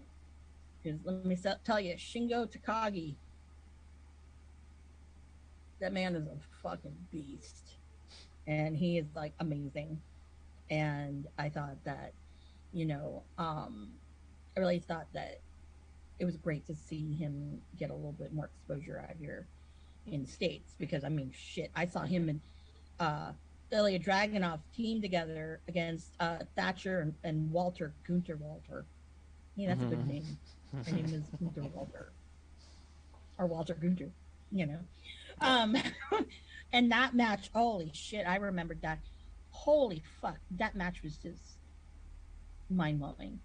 And to be there in like the second row and seeing just bodies fly and just like feeling every little fucking chop or just like the pain that Timothy Thatcher would be putting into people. It was just sick. It was amazing. So you think Probably one of the some best. building's going to need to happen to have a team that's prepped enough to take that off of Mm-hmm. FTR, which will be Mm-hmm. cool to watch. Then it'll be cool to see over the Yeah. next few months who starts showing up in a way that you go, oh, Or unless they really push Gallows and Anderson, but I don't think they're gonna. I don't know. that could be cool I don't though. think it's gonna happen. Yeah, but I don't. I don't know because Gorillas of Destiny would be great. I really want to Mm. see them versus FTR, but I don't know. They're kind of on the outs. But we'll see. At no point during the Impact Forbidden Door thing, we didn't get FTR and Good Brothers against each other, did we? No, I Yeah, don't think we did. it could be I'm cool. not mistaken. I don't If remember we're getting wrong, much of. please tell us. Yeah, I don't remember getting much of Good Brothers at all in that, other than them standing ringside for some stuff. I think they had like one or two matches Yeah, in general, but yeah, but it yeah. wasn't anything spectacular. Yeah, no. Well, it's funny you think your stance is that there's no way Young Bucks are gonna just kind of swerve and take all the titles, but I do think it's a possibility. I don't know. We'll It see. is a possibility. It is the possibility. Now, which brings us to fast forward to this week. Yeah. Did you see this the tag match, the Swerve and Strickland versus I can't remember who, Yeah. Jobbers, I think. Yeah. Did you see that and the aftermath of what happened? The Ricky Starks promo, the Powerhouse Hobbs, the Ricky Starks promo, and then the Bucks coming out. I missed that. I saw the Young Bucks promo 2 weeks Oh, ago. you need to go back. Okay, Will How'd that Hobbs. play out? Oh, this was great. Okay, this this is why. Like this is like some good tag team shit because I can tell you this. I don't think that I've seen this kind of. I guess I don't want to say build up or anything that's not like seriously like stupid or whatnot. I mean, you had, obviously Swerve in their glory or whatever, or my glory or their or whatever. One. So they're like, oh yeah, they're on the same page. And next thing you hear, the music's playing Keith Lee's theme, and you hear, you hear someone shouting like, "Cut that shit out!" Right? And it was Hobbs, and basically saying, you're dogging every week, like you're dogging us, like what the fuck, and I think he called them, what was it, played out, um they were like played out bitches or something. And then Ricky was like got really fired up. So then he was like, hold this player. And I'm like, oh my God, you're getting ghetto Ricky over here. He took that mic, and I think like yesterday, like that, this promo was that fucking coming to Jesus moment, because so many people were like, holy shit. And I'm like, I've been saying it since episode 1. Yeah. You know, honestly, like, I mean, it got to the point where Ricky was so heated, you can see Hobbs break character, like, calm down, like, you know, and try not to laugh at him too, because there was a point like, oh, you want to fight? Let's go. And this, I need this GIF. So if you're a GIF maker, people, I need this. Is Ricky like backs up and he kicks off his Gucci slides like a fucking woman taking off her earrings before a fight. It was so ghetto. I loved it. I loved every fucking second of that. And then he started running. And the next thing you heard was the start of the Young Bucks music. And I'm like, interesting. Because they're like these guys are throwing back and forth at each other, best in the world, tag team in the world. So that was a great way to seg into the Bucks versus Swerve in their glory and Powerhouse and Hobbs. No, Hobbs and Starks. Sorry. They're like the same person now. Are they doing a triple threat then? Yep, triple threat next week on Dynamite. Be the main event. Sick. Yeah. So it'll be interesting who gets the pin. Who's going to take the pin? My money is probably on Starks. Yeah. I feel like Starks is going to eat a pin from the Young Bucks. Yeah, I think because he'd throw a massive tantrum. Massive. And I'll fucking, I'll live for that shit. So I think that's, no, yeah, I do live for that. Yeah, and in this promo, Ricky even fucking burned fucking Brian Cage. Like, he made this promo, he's like, you know, he said, that's how, you know, how the, you know, stubborn there. He's like, yeah, a former teammate. And then you see Hobbs do the Brian Cage thing. I'm like, fuck. All right, you're bringing it back, y'all. You're bringing it back. I love the pettiness. And, you know, and I think that this is a great test for Starks and Hobbs to play with big boys. And I mean, not necessarily in size. I'm talking about notoriety, because you know Uncle Dave fucking worships the fucking Bucks. Yeah. Okay. So, and we know that JR loves himself some Will Hobbs. Yeah. You know, and Taz, of course, is always beaming about them. Excalibur now too is on that bandwagon.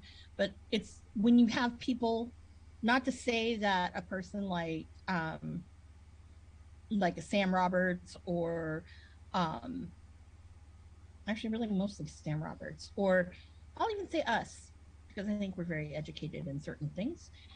I know I'm educated on the subject. I don't think that any of the real wrestling, like people who like to call themselves an insider or whatever, or media, I don't think that anybody talks up what Ricky and Powerhouse Hobbs do.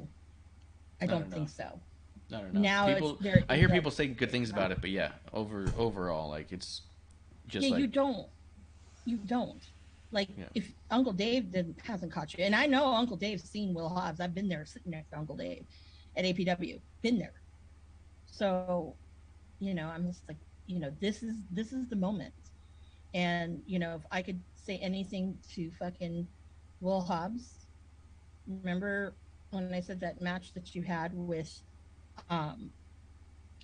Dickinson was do or die? Guess what? This is do or die on this big stage.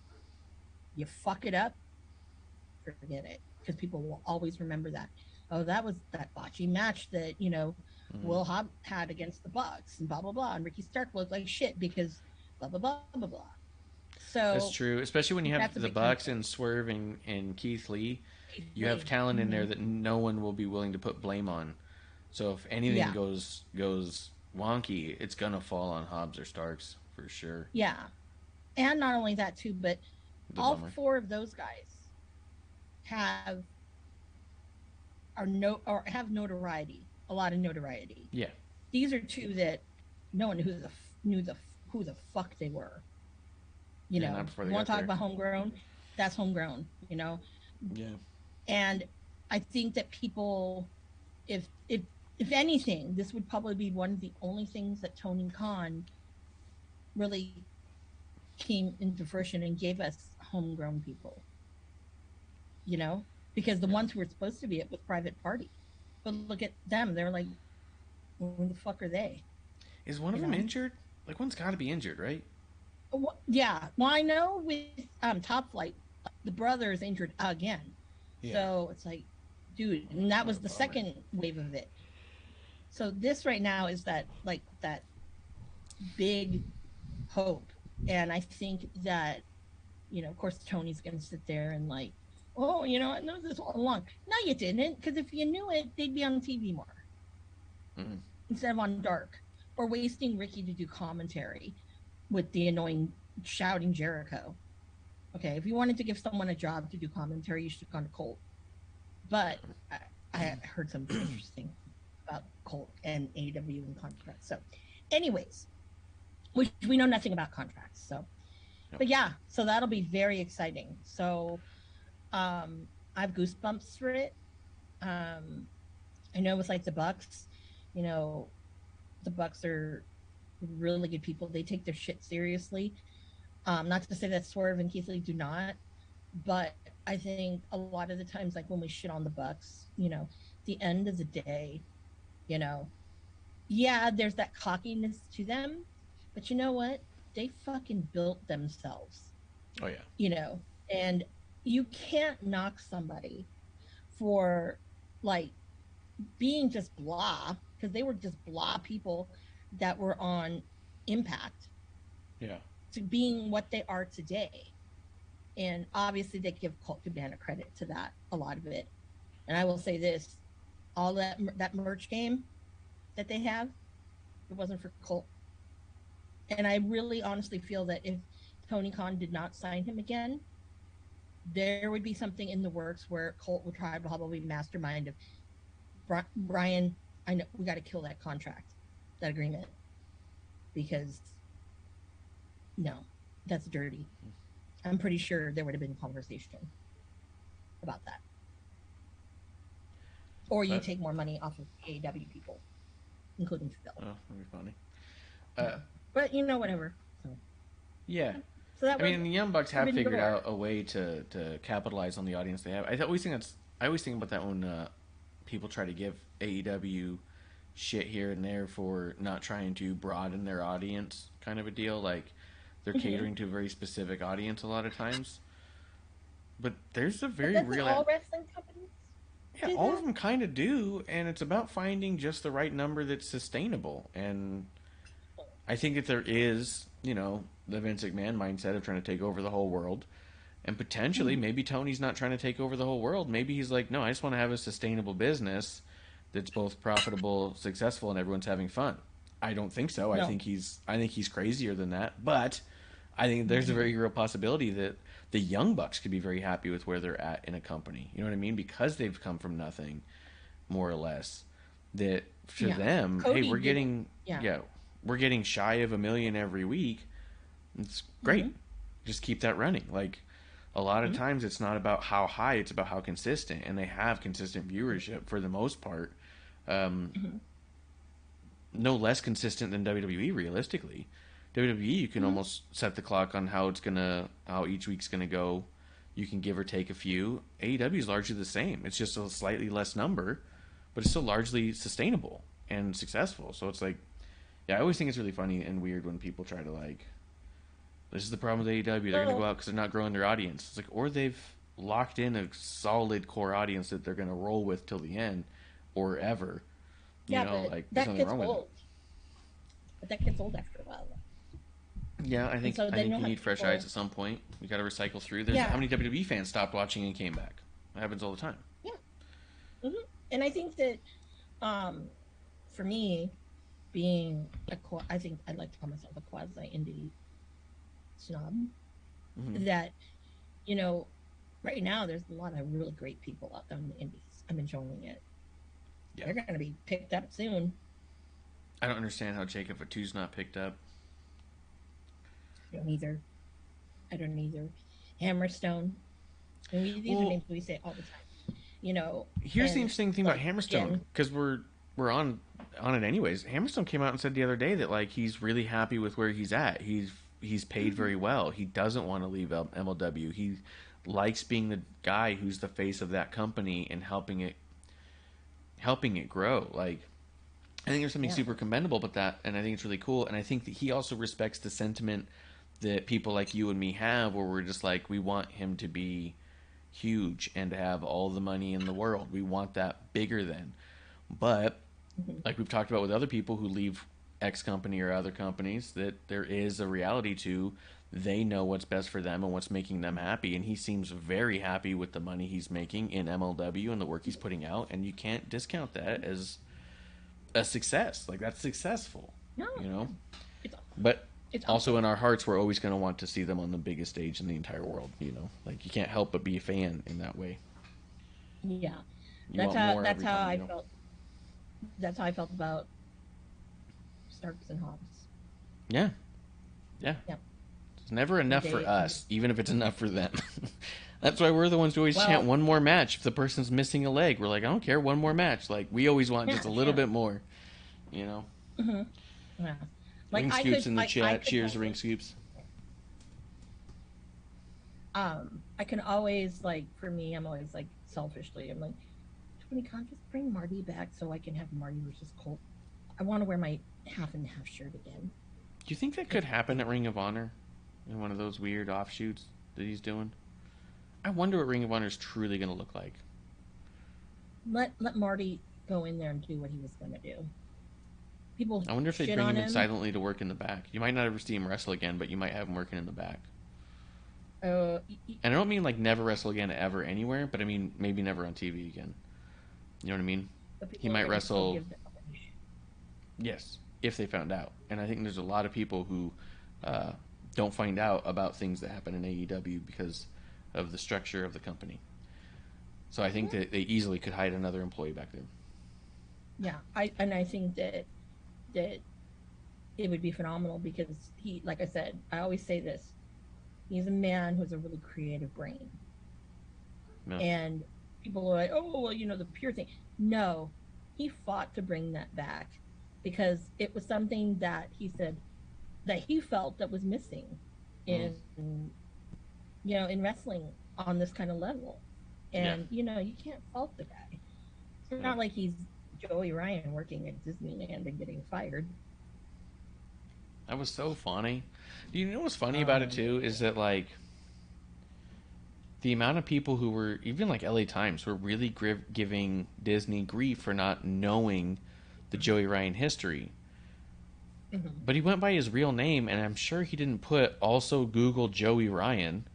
You know what I mean? Like, I think that you could potentially come across this stuff with his real name, but it would be like, I think it takes some digging.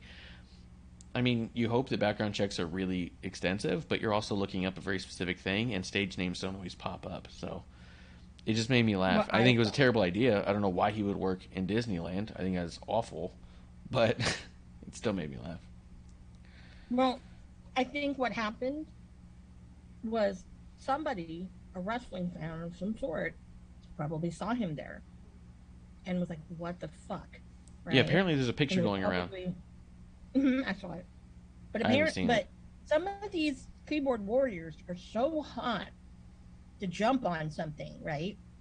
And whether it be they attack someone who supports somebody or, you know, whatnot, that I wouldn't put it past somebody to have gone to Disney, wrote them a little letter or a comment card, because, you know, it's anonymous, you know, that, did you guys know that you have a sexual predator working for you? I also wouldn't be surprised, because he was fired during the 90-day trial period, that he actually was just bad at it. I wouldn't be surprised if they found out after they'd already let him go. Yeah. You know what I mean? Like, it wouldn't shock me if they were just all like, oh, he doesn't even work here anymore. And they're like, oh, because of this? And like, no, because he sucked at being the Jungle Cruise, and that's what we needed. Like, he's not good at this job. Like, actually, you know what's funny is I actually think that he probably was a pretty damn good skipper. delivering the lines. You're awful. Yeah. Ring Scoop does say that yeah. he said he never cheered one more match for Zach Gowen. And he did say he does bring up a good point, though, a question though on it, that Joey's been a staple of the SoCal wrestling scene for 2 decades. You'd think somebody at Disneyland and Anaheim would have known who Joey was, and that's true. That you'd almost think that somebody who worked in the park. Yeah, you know? And he was there too a lot with Candace. Like when you watch Candace and Joey show, like on YouTube and stuff, they were there almost like every fucking like all the time. Like not only just that too, but I think really honestly it was either an employee of Disney or it was a fan.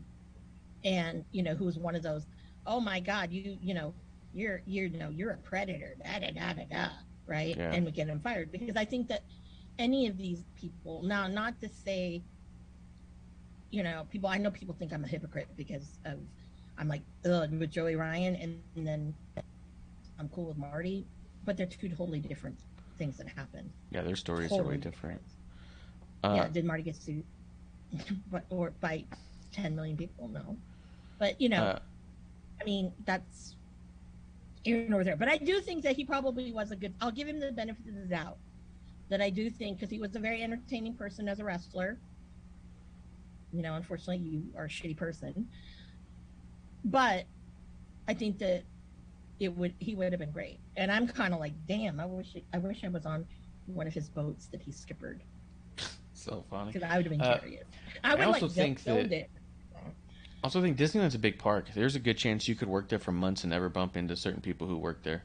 You know what I mean? So even if there was, let's say, a dozen, well, he was in some sort of wig and shit. So I wouldn't be surprised if there was even if there's like a dozen wrestling fans working at Disneyland. He wasn't wearing a wig. I think that's what his hair looks like now. What I heard was it was a wig. I haven't seen the picture. I heard he was wearing a blonde wig or something, but maybe he dyed it. No. What no. I think that's how his hair looks. I didn't see it. That's just what I heard. People. Here's the thing: you're gonna spread rumors like you do on the internet. We haven't really seen pictures of him in a while, so that could be his real hair. That's fine. Yeah, cool down. Ring Scoops does say there was a guy that worked in my home promotion when I was working, that worked Jungle Cruise in 2013. He got fired because he had allegedly sent a dick pic to a minor. Yeah. Do you think OnlyFans makes more or less of these show up? Because I feel like in 2013, before OnlyFans was a thing, there was no place you could go to just send dick pics all day. Now there's a place you can go do that. I think it's more acceptable now. Just stay out of trouble, guys. Stay on OnlyFans. Support your local artists. Yeah, but at the same token, though, I mean, I'll use air quotes. Yeah, if you're doing these things, you pretty much, whatever you do when you're trying to get into something big, you're going to get, they're going to have eyes. And there's always someone out there that wants to be an asshole and be the one that, I took down this person or blah, blah, blah, right? That's not what it's about, dude. Like, sometimes you don't know what the person was doing or needed money or, whatnot, or if they really were a freak and were like, hey, I want to be a porn star. And Joe Ryan was like that, but, people had to know. Yeah.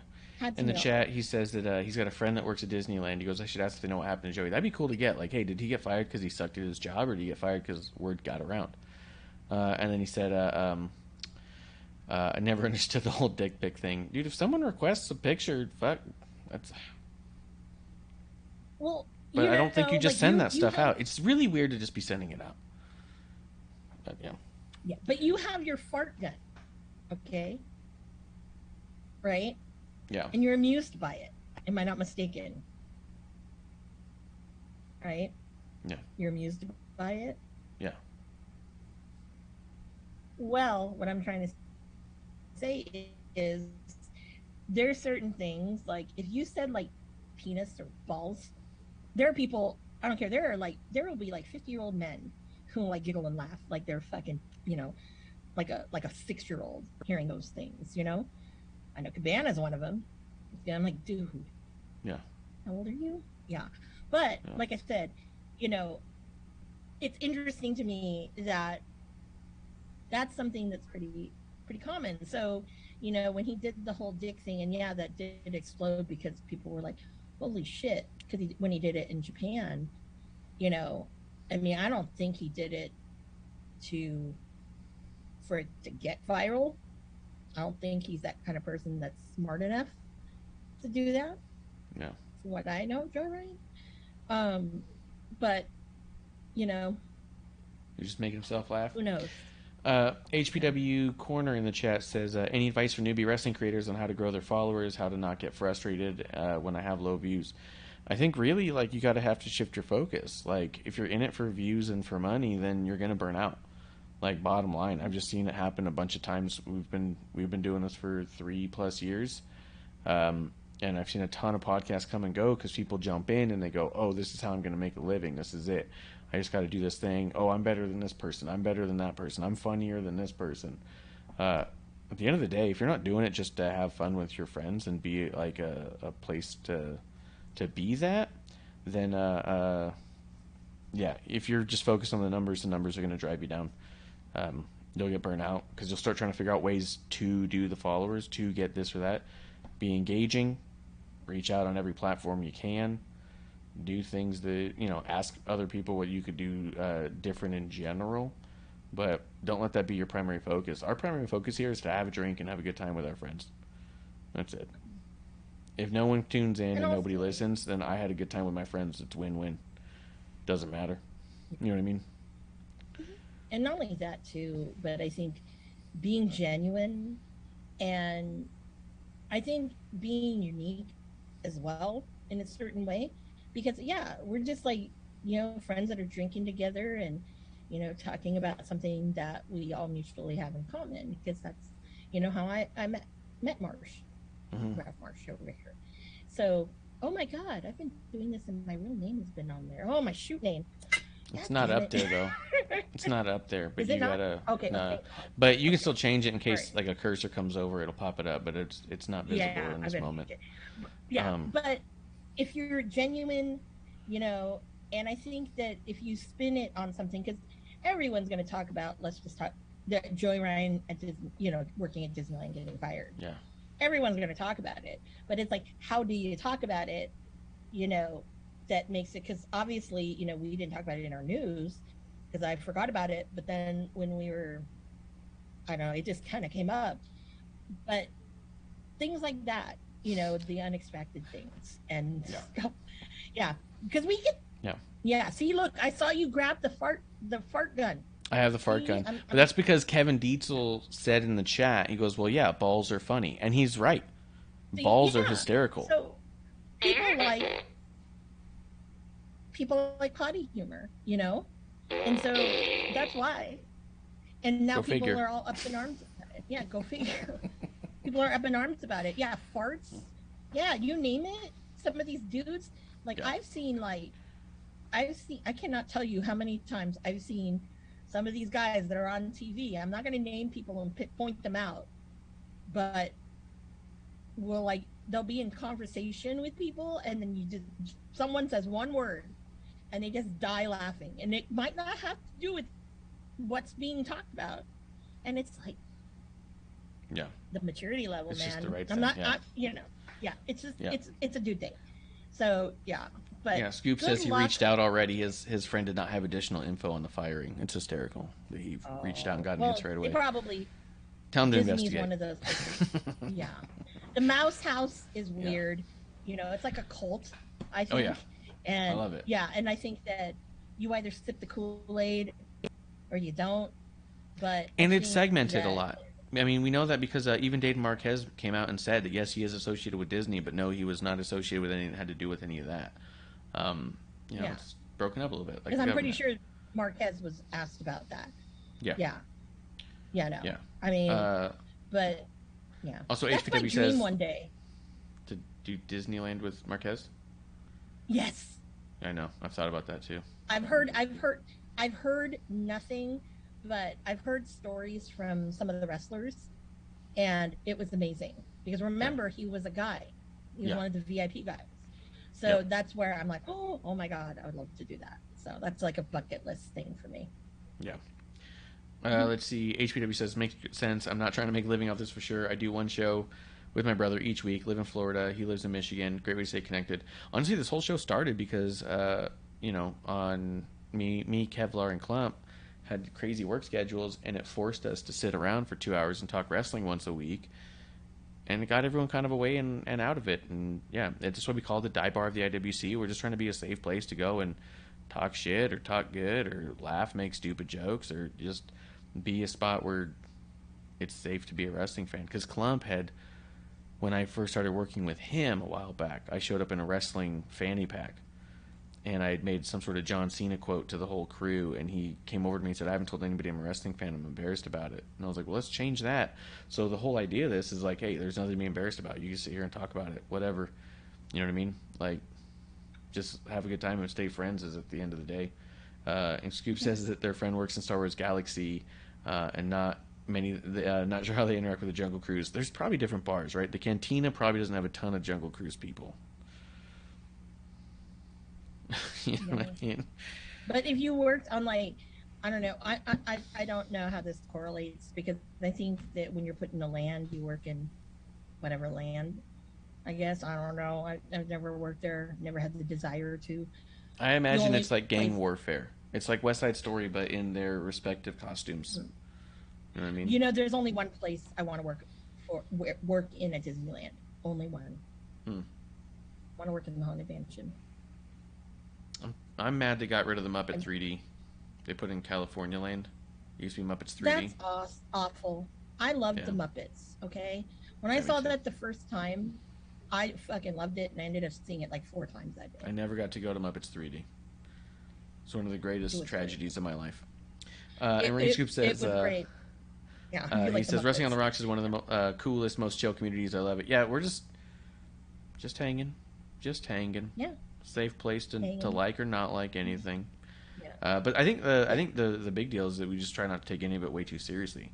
Last thing we're gonna do is pull some whatever that asshole is on his own YouTube, where he screams so loud his eyes bug out. And like, we're not trying to have an aneurysm. We're not trying to take it all too seriously. We're just trying to talk about it.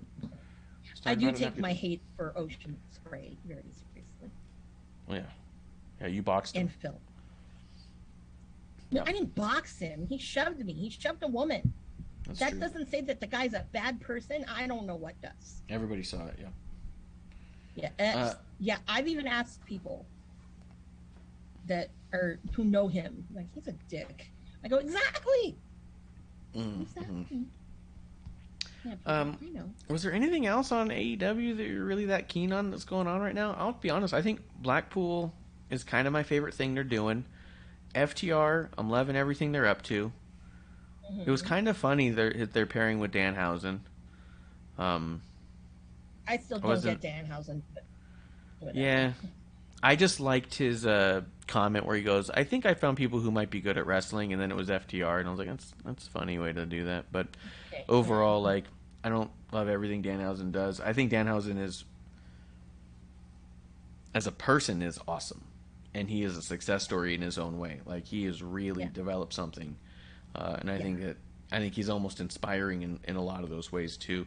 And even if I think something doesn't click with me every time, I think that, like, the fact he's doing it is awesome. You know. I also do like not that I like the fact, but I think that he's now slowly taking that Orange Cassidy popularity away. I think he's a more robust character than Orange Cassidy. He is a more robust character than Orange Cassidy. Yeah, and I think people have more to latch on to there, because I also think that he hasn't done everything yet. Orange Cassidy did his match, and all of his stuff, all of his shtick is out. He did it all. Danhausen, there's a number of things I know he does that I've seen him do in Ring of Honor that he's not doing here. Not yet. So I think that he's playing the long game on it really smartly. So I think that, you're probably seeing people sway more towards Danhausen as far as popularity goes, because they don't know what they're going to see next. People will still love Orange Cassidy because they love the shtick, but they're captivated by Danhausen because they don't know what shtick they're getting right now. You know, I Kevin, can see that, but I also think he's injured still. Danhausen, probably. Yeah. Kevin Dees said, "Now we're stuck with stupid Muppets 2D, a shell of what could have been." Yeah, I think there's a new Muppets cartoon. Fraggle Rock is back on Apple TV Plus, which is fantastic. But yeah. I'm a fan. I'm not gonna lie. And HPW said, I wish they would push Ruby Soho. She's super cool, super talented. I mean, they used her in the Jericho segment, but do more with her. Also, because that Jericho segment was a mess. Yeah. And Ruby looked dumb in it, and I didn't like that because she didn't have to look dumb. But she's been looking bad in the segment she's been in, and I don't think it's her fault. I think it's the creative surrounding it, and I think she's working with people who aren't as slick as her. You know what I mean? No, I'm sorry. Taya Conti. Taya Conti needs a lot of work. I'll just say this. Taya Conti, that was probably one of the best moves you've ever done. Was kind of slam a car door in Ruby Soho. But she also took way long. And so Ruby Soho was like standing there waiting forever for it. Yeah. It was like, come on. Yeah. But she then she botched it. I'd like to see more. But I guess that's what happened. I guess that's what happens when you're blowing one of the favorites.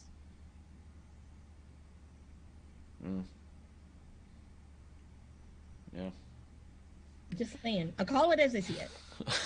Just call it the way I see I'm brutally honest. Well, yeah, how do you go from you propose to your longtime girlfriend on a show, on live TV, and then you fucking all of a sudden are fucking a talent? Yeah. Less than a year later, he's engaged to her. Yeah, it was crazy. Well, not even a year later. I don't know if it's been a year yet. That's what I'm saying. It's less than a year later. He's engaged to someone else now. He started, not even like maybe 2 months. It was longer than 2 months because I think they had the crowd there first, and then the pandemic happened. So it was like early on. It was. Or wait, no, it couldn't have been. I don't remember. It wasn't that early. It seems short. It does seem short. Ring Scoops does say he wants to see Danhausen versus Aubrey Edwards facial expression on a pole match.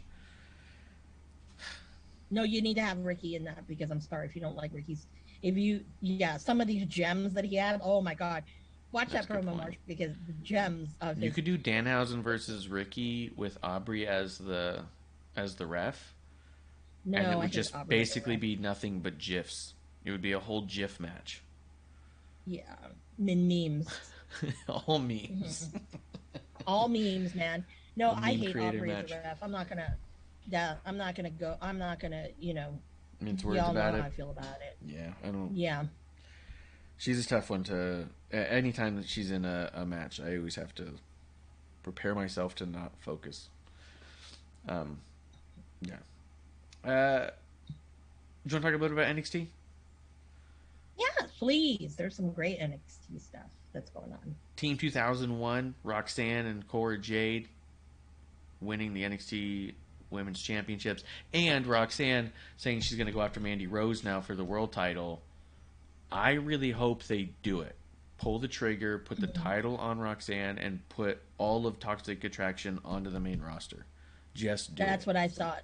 That's what I thought with the tag team loss. That they're ready. They've been ready.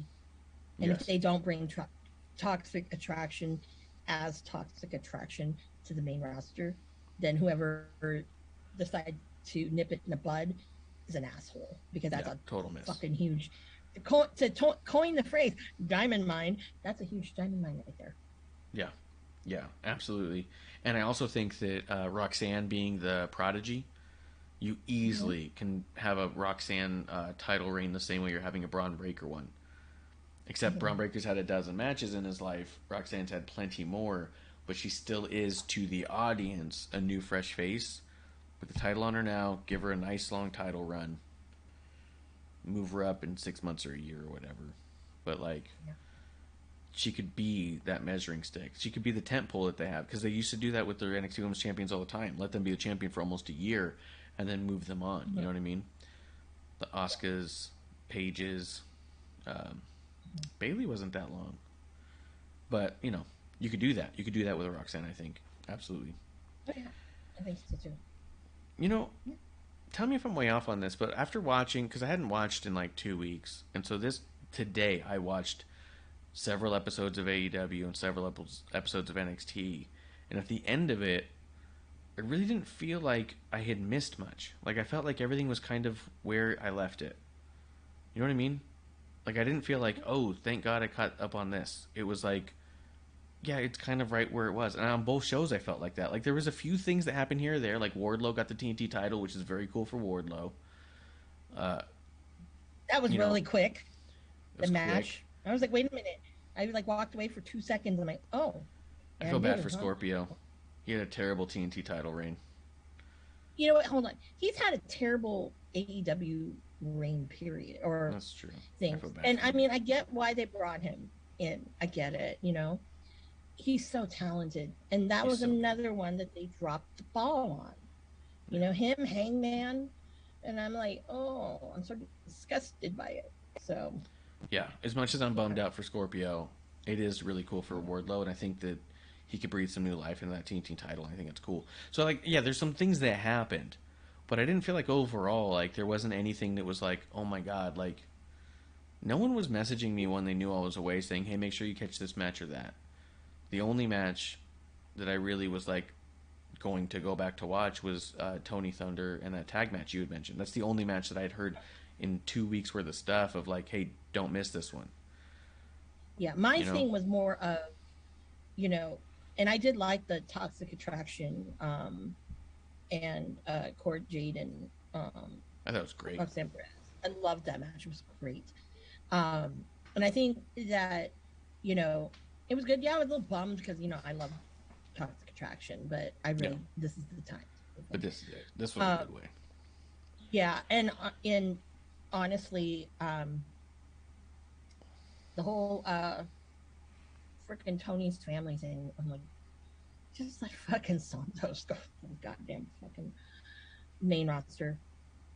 Put Legado up there. Come on. Yeah. I don't know what they're still doing down there.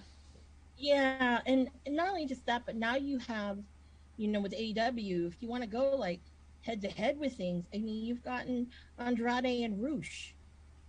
And Legado is like fucking millions and millions of, you know, better, like times better than them. And I, you know, and they're entertaining, and they don't need to have a translator.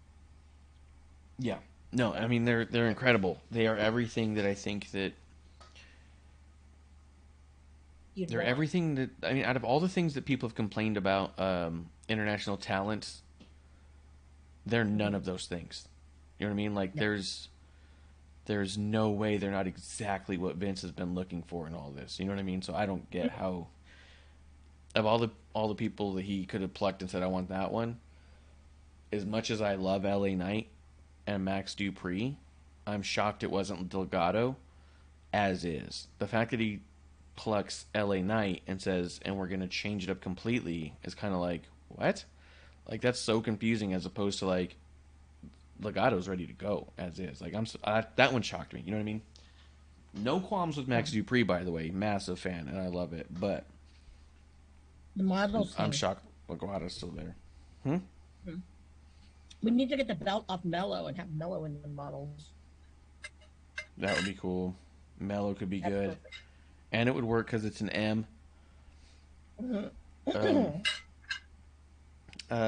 Wesley and Trick Williams, I thought was a really good match. Yeah. Let me say this. Sorry. Shout out to Wesley. I mean, fuck. I mean, I'm not saying this because I'm a fan. But I'm really kind of glad that they didn't kind of dismiss him of, well, your tag partner's gone. Yeah. Bye. You know, and they're letting him have a shot. Yeah. I didn't love that he lost, but they did a good job the way they did it. Spraying that shit in his eyes. It was a good way to do it. Yeah, it was a good way to do it. And I think that with him, it's just a matter of time when I think they're still trying to really work on that angle of, you know, him, how he's, you know, his promos he's been doing and everything. I think that it'll be good in the long run. Yeah. Do you think that this is their way of getting the North American title onto Wesley and moving Carmella on? Because I could definitely see that. He could go through Trick, go through Carmelo, win the big gold, have a huge emotional moment, and Carmelo can show up on SmackDown in a week. Yeah, because that's where you don't expect that, the way they've been building up Wesley. Correct. away. He's not going to do that. But yeah, that's how I think that is going to happen, and I totally 100% down for that. Yeah. And yeah, I, love that. and I'm on the choo-choo train, as you know. Her and Tiffany Stratton, man, I loved it. It was so good. Did you see the sign in the audience? Yeah. Someone had a sign that said "Boo the Chew." I know. I was like, whoa. I wonder if she's getting some heat for being, quote, too goofy. No, remember, those are assholes out there, so I wouldn't be surprised. But they were also cheering for Tiffany. They were chanting Tiffany, and I was like, interesting. I do think it's cool because the crowd is getting won over by Tiffany because she is such a good bitch. Like, she is so snotty, and she's so obnoxious. Yeah. Yeah. And the crowd is, like, eating it up. Yeah. And, I mean, I even told you with Wendy Chu, I feel like the Wendy gimmick is one that I, by all intents and purposes and historically, I don't think I would typically like. And if you wrote it out on paper, I would say, no, I don't want to see that. But the execution of it has been so well done. And I'm all like, I think I love this gimmick. I mean, I think that a lot of the stuff's gone wrong. Like, all of her pranks don't seem to quite hit, and people still have to sell it. And I'm like, well, that sucks. But it's not a character thing. It's a prop thing. You know? And as much as I go, I shouldn't like this, like, her music plays, and I'm up. Let's do it. Yeah. And she had, I think, one of the best entrances I've seen. Yeah. Yeah, she's having a lot of fun with it. That one pay-per-view. That was the best. Oh, yeah. That was sick. Yeah, the weekend up into the bed. Oh, my God, that was great. Yeah. And if people are going on the Jericho cruise, I am going to cosplay as Wendy Chu. Oh, yeah. When is that? Is that next year now? February? Yeah. February, beginning of February. And if you guys are interested in the Jericho cruise, hit me up because I have a code that you can get a discount on your room. And what do I get in return? I get a credit so I can use it toward my booze. Oh, we're not getting free packaging this year. They're not giving it to us. Oh. Yeah. And I'll need the booze because apparently I think Ocean Spray's on this again. And this time I might kill him. Yeah. For real. I think it would be cool to go because I wouldn't be as interested in all of the events. I would just be wandering around on the cruise bumping into people, and that would be the most fun part for me. Yeah, well, especially because Cardona's going to be there. Cardona and Myers are doing their podcast. I got my Cardona. Which they probably is going to do even more then because I don't know. Well, hopefully he's back by then. Now I think about it, because Cardona's injured right now. I don't think he's going to wrestle. I think it's all about the major figure. Yeah.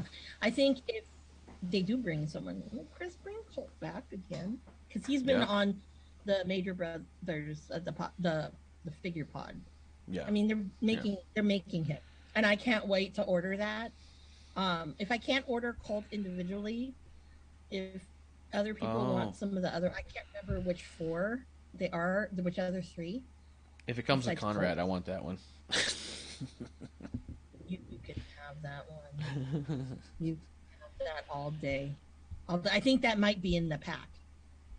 It's Conrad, and I can't remember who they are. I know that there's the pack right now with Jarrett and Conrad, but yeah. Well, I don't know if it has, but I haven't been able to pre-order it yet. And then also people too, I'm looking for the Ricky Chase, the Ricky Starks Chase, because he's Darby, and I love Darby. Yeah. And I thought that was great. Yeah. That he was such a shithead that he did that. I really want that. So if you pick it up, I'll pay for it. That, the shipping, and I'll reward you. Yep. Yeah. Because it's not. I'm not. I probably am. I don't think I'll take Darby out of the box because I'll get him to sign it. But the regular one, I'm gonna take out of the box because, just like I said on episode 1, they should have made fashion doll Ricky Starks. So what is people doing? They're getting Ken doll clothing and putting it on Ricky. And I'm like, do you not listen to me? You got to give the people what they want. And I know the demographic. So, and people are doing very piss poor shirts. So I'm actually going to be I want to learn to sew. So I think I'm going to make him clothing, and I'm going to get him a more realistic chain. Yeah, I'm stepping it up. I wish that the boots could come off because I will try to get or make fake Gucci slides because it's hilarious. I'm just saying, you know. It'd be nice too because then they could bring out dolls for girls. Because I would love to have a Thunder Rosa or like one of the ones when like Barbie, when they had the head and you can like style her hair, put makeup on her. That'd be so fun to do a Thunder Rosa with like sugar skull, and you can be really creative with it. I would love that. I wonder if the elite figures. I wonder if the limbs connect the same way or not. Because if they're similar, you should get like the Matt Riddle legs and put them on so he's barefoot, and then you could. But I don't know if there's any. I don't know if there's any barefoot AEW wrestlers yet. So in NXT though, they repackaged Jordan Devlin and it looks like A-Kid. I heard rumored that there was some sort of QR code thing that I was keeping an eye out but didn't catch. But there was like a QR code thing that people are saying might be Zoe Starks. But if she comes back repackaged, that'd be great. Waller and Mello was really good. And I think the Wesley story is the way to go with it. Braun Breaker, Cameron Grimes, though. Was Cameron Grimes speaking in a much deeper voice all of a sudden? He has been lately. I feel like it was like way deeper. I don't know if it's way deeper, but it's like more serious kind of tone. Yeah. Ish. Yeah. Yeah, no. Cameron, you gotta love Cameron Grimes. I mean, but with him right now, he's in the best fucking shape of his life. Yeah. And I'm like, I'm like, me who, I mean, I'm used to seeing him, every month at PWG, and, he's the Carolina caveman. And, like the first time I saw him when he was like shaved the chest, I was like, who is this guy? I don't know this man. What happened to Trevor fucking Lee? But I, love me some Cameron Grimes. But I will say it was kind of sad that he didn't win because I'm trying to figure what is it going to take for them to finally move Braun up. Because, I mean, honestly, even though, he's only had a handful of matches, he's probably just as good as some of these guys who've been there for a long time. And so, and I thought that maybe, with Cameron Grimes, that would be a person that you can put that on right now. Yeah. So, I don't know. Yeah, if not who? Joe Gacy maybe, but that kind of already sailed. Yeah, that totally sailed. Because now I'm like curious, what are you going to do with Joe Gacy now? Yeah. So that I don't know what makes me cringe. Yeah.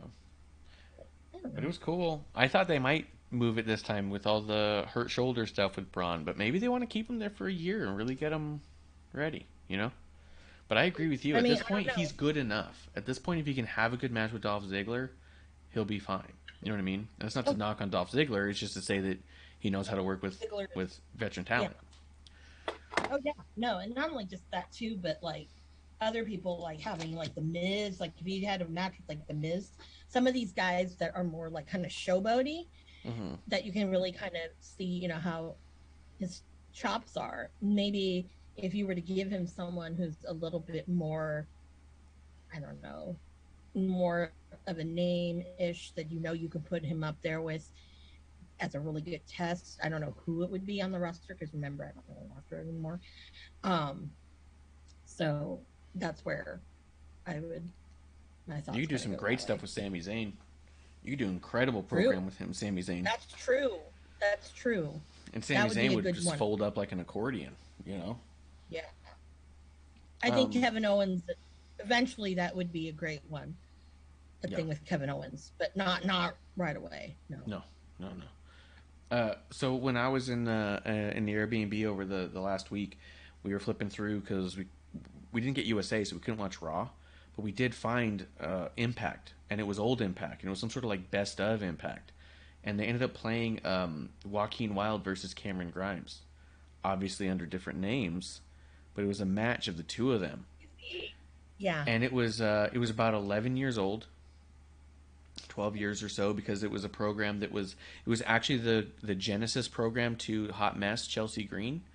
And it was while Bobby Lashley was the champion, which, by the way, did you know Bobby Lashley had a match with Josh Barnett? No, really? We got to find it. They were building towards that match, and I was like, holy shit. What the hell are we missing? I know, Bobby Lashley versus Barnett. Are you kidding me? But it had Joaquin Wilde and Cameron Grimes, and as I was watching it, it was really neat to see where they were 10 years ago, because you can see the definitive growth now. You can see what they were like on the indies and see what the Performance Center did for them. You know what I mean? Like, what's different now? Was this one from 2016 where Cameron Grimes had the belt? He might have, yeah. Okay, yeah, because I'm just looking right. I just had to pull it up. Like, ooh, when did that? Because I see that. And then there was. I think it was the two of them Belt. also wrestled it. Wait a minute, was I there? Hold on here. I think I was. Hold on. Yes, I was there. I see myself. Okay. I saw that. I saw that match live. It was at the week of. It was All In Week, and yeah, and I saw it. It was the night with the. I believe this is the same night where the Sami Callihan security guard with the gun thing happened. Yeah. Again, internet people. Some idiot who wasn't even there was like, "Oh my God, people are running for their lives out of Logan Auditorium." I'm like, "Whoa, who's running out for their lives? Nobody. I didn't see that." They were like, "Oh, shots were fired." When? I didn't hear any. I was there. Yeah. No. Yeah. You just like almost like got to the point where Sammy was about to fucking kill you. Even if he had the gun, he wouldn't fucking care. You know, he was that pissed off. So yeah, no. But that was the same one, and if I remember that match correctly, it was actually pretty sweet. It was pretty good, but there was a lot of stuff that I was like, ooh, like they could have done that. It'd be nice if they did something like this. And as I was watching, I started realizing that they obviously were getting coached later on, and they've been getting better. But like there was a lot of like rushing through stuff, oversells or no sells. Like it was a lot of like them figuring it out, but doing a lot of the moves. So it was really cool to watch, because it was like it was still good, but you get to see what they looked like 10 years ago and realize how far they've come and how dedicated they are. 10 years? That's not 10 years. 2016? It's 8 years. My Asian Matt says 7. It wasn't 2016. Look up when Bobby Lashley was the champion. Okay, hold on. Yeah. Let's see. Bobby Lashley, TNA champion.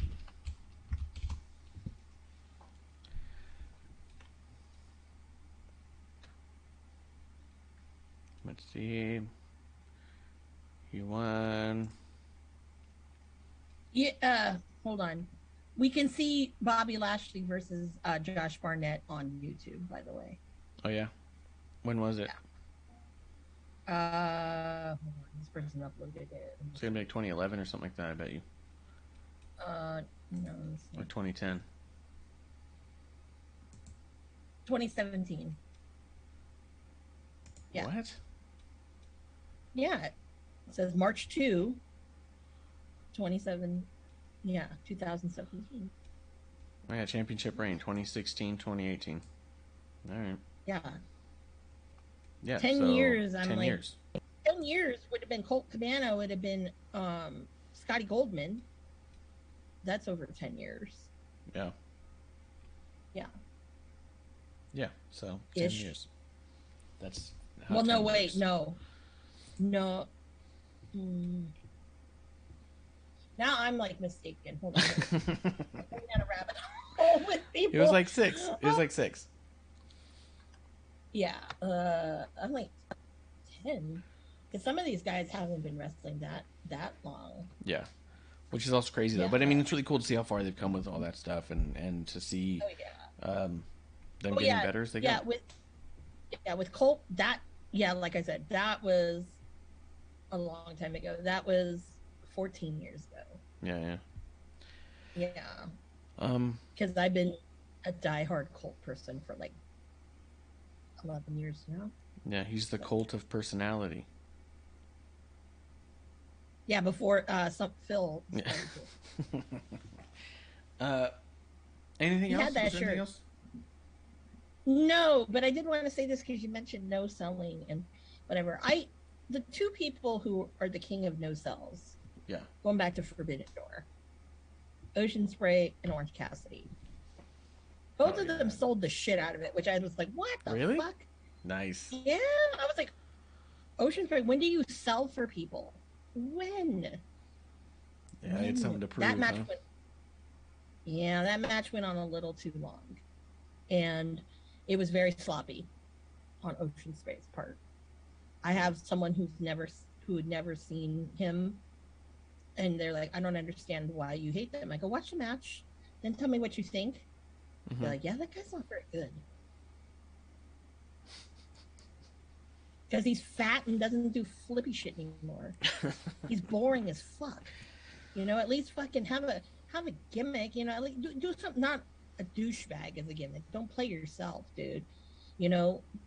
All those Brits, like all those great Brits that were from around that time, all had something you don't. Not just personality, but they, there was something about what they did.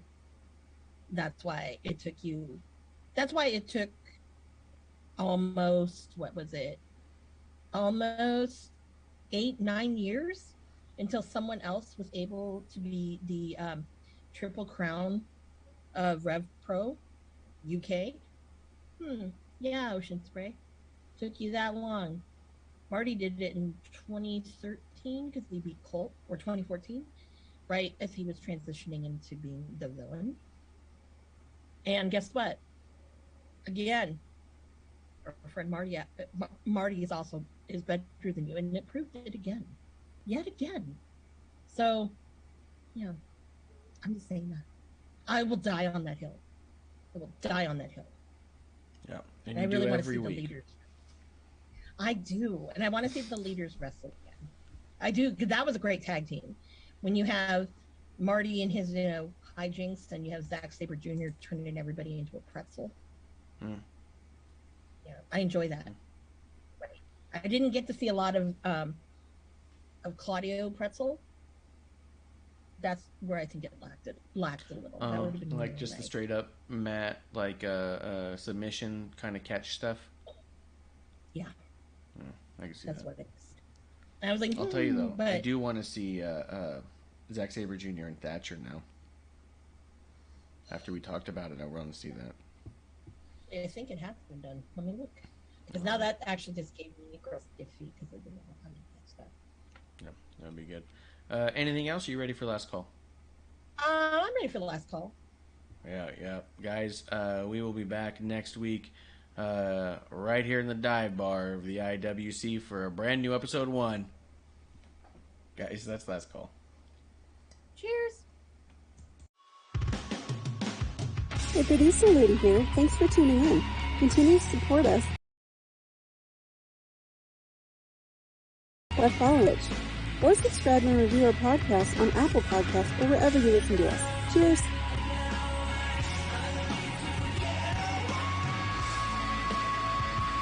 I would never have a drink with wrestling on the rocks.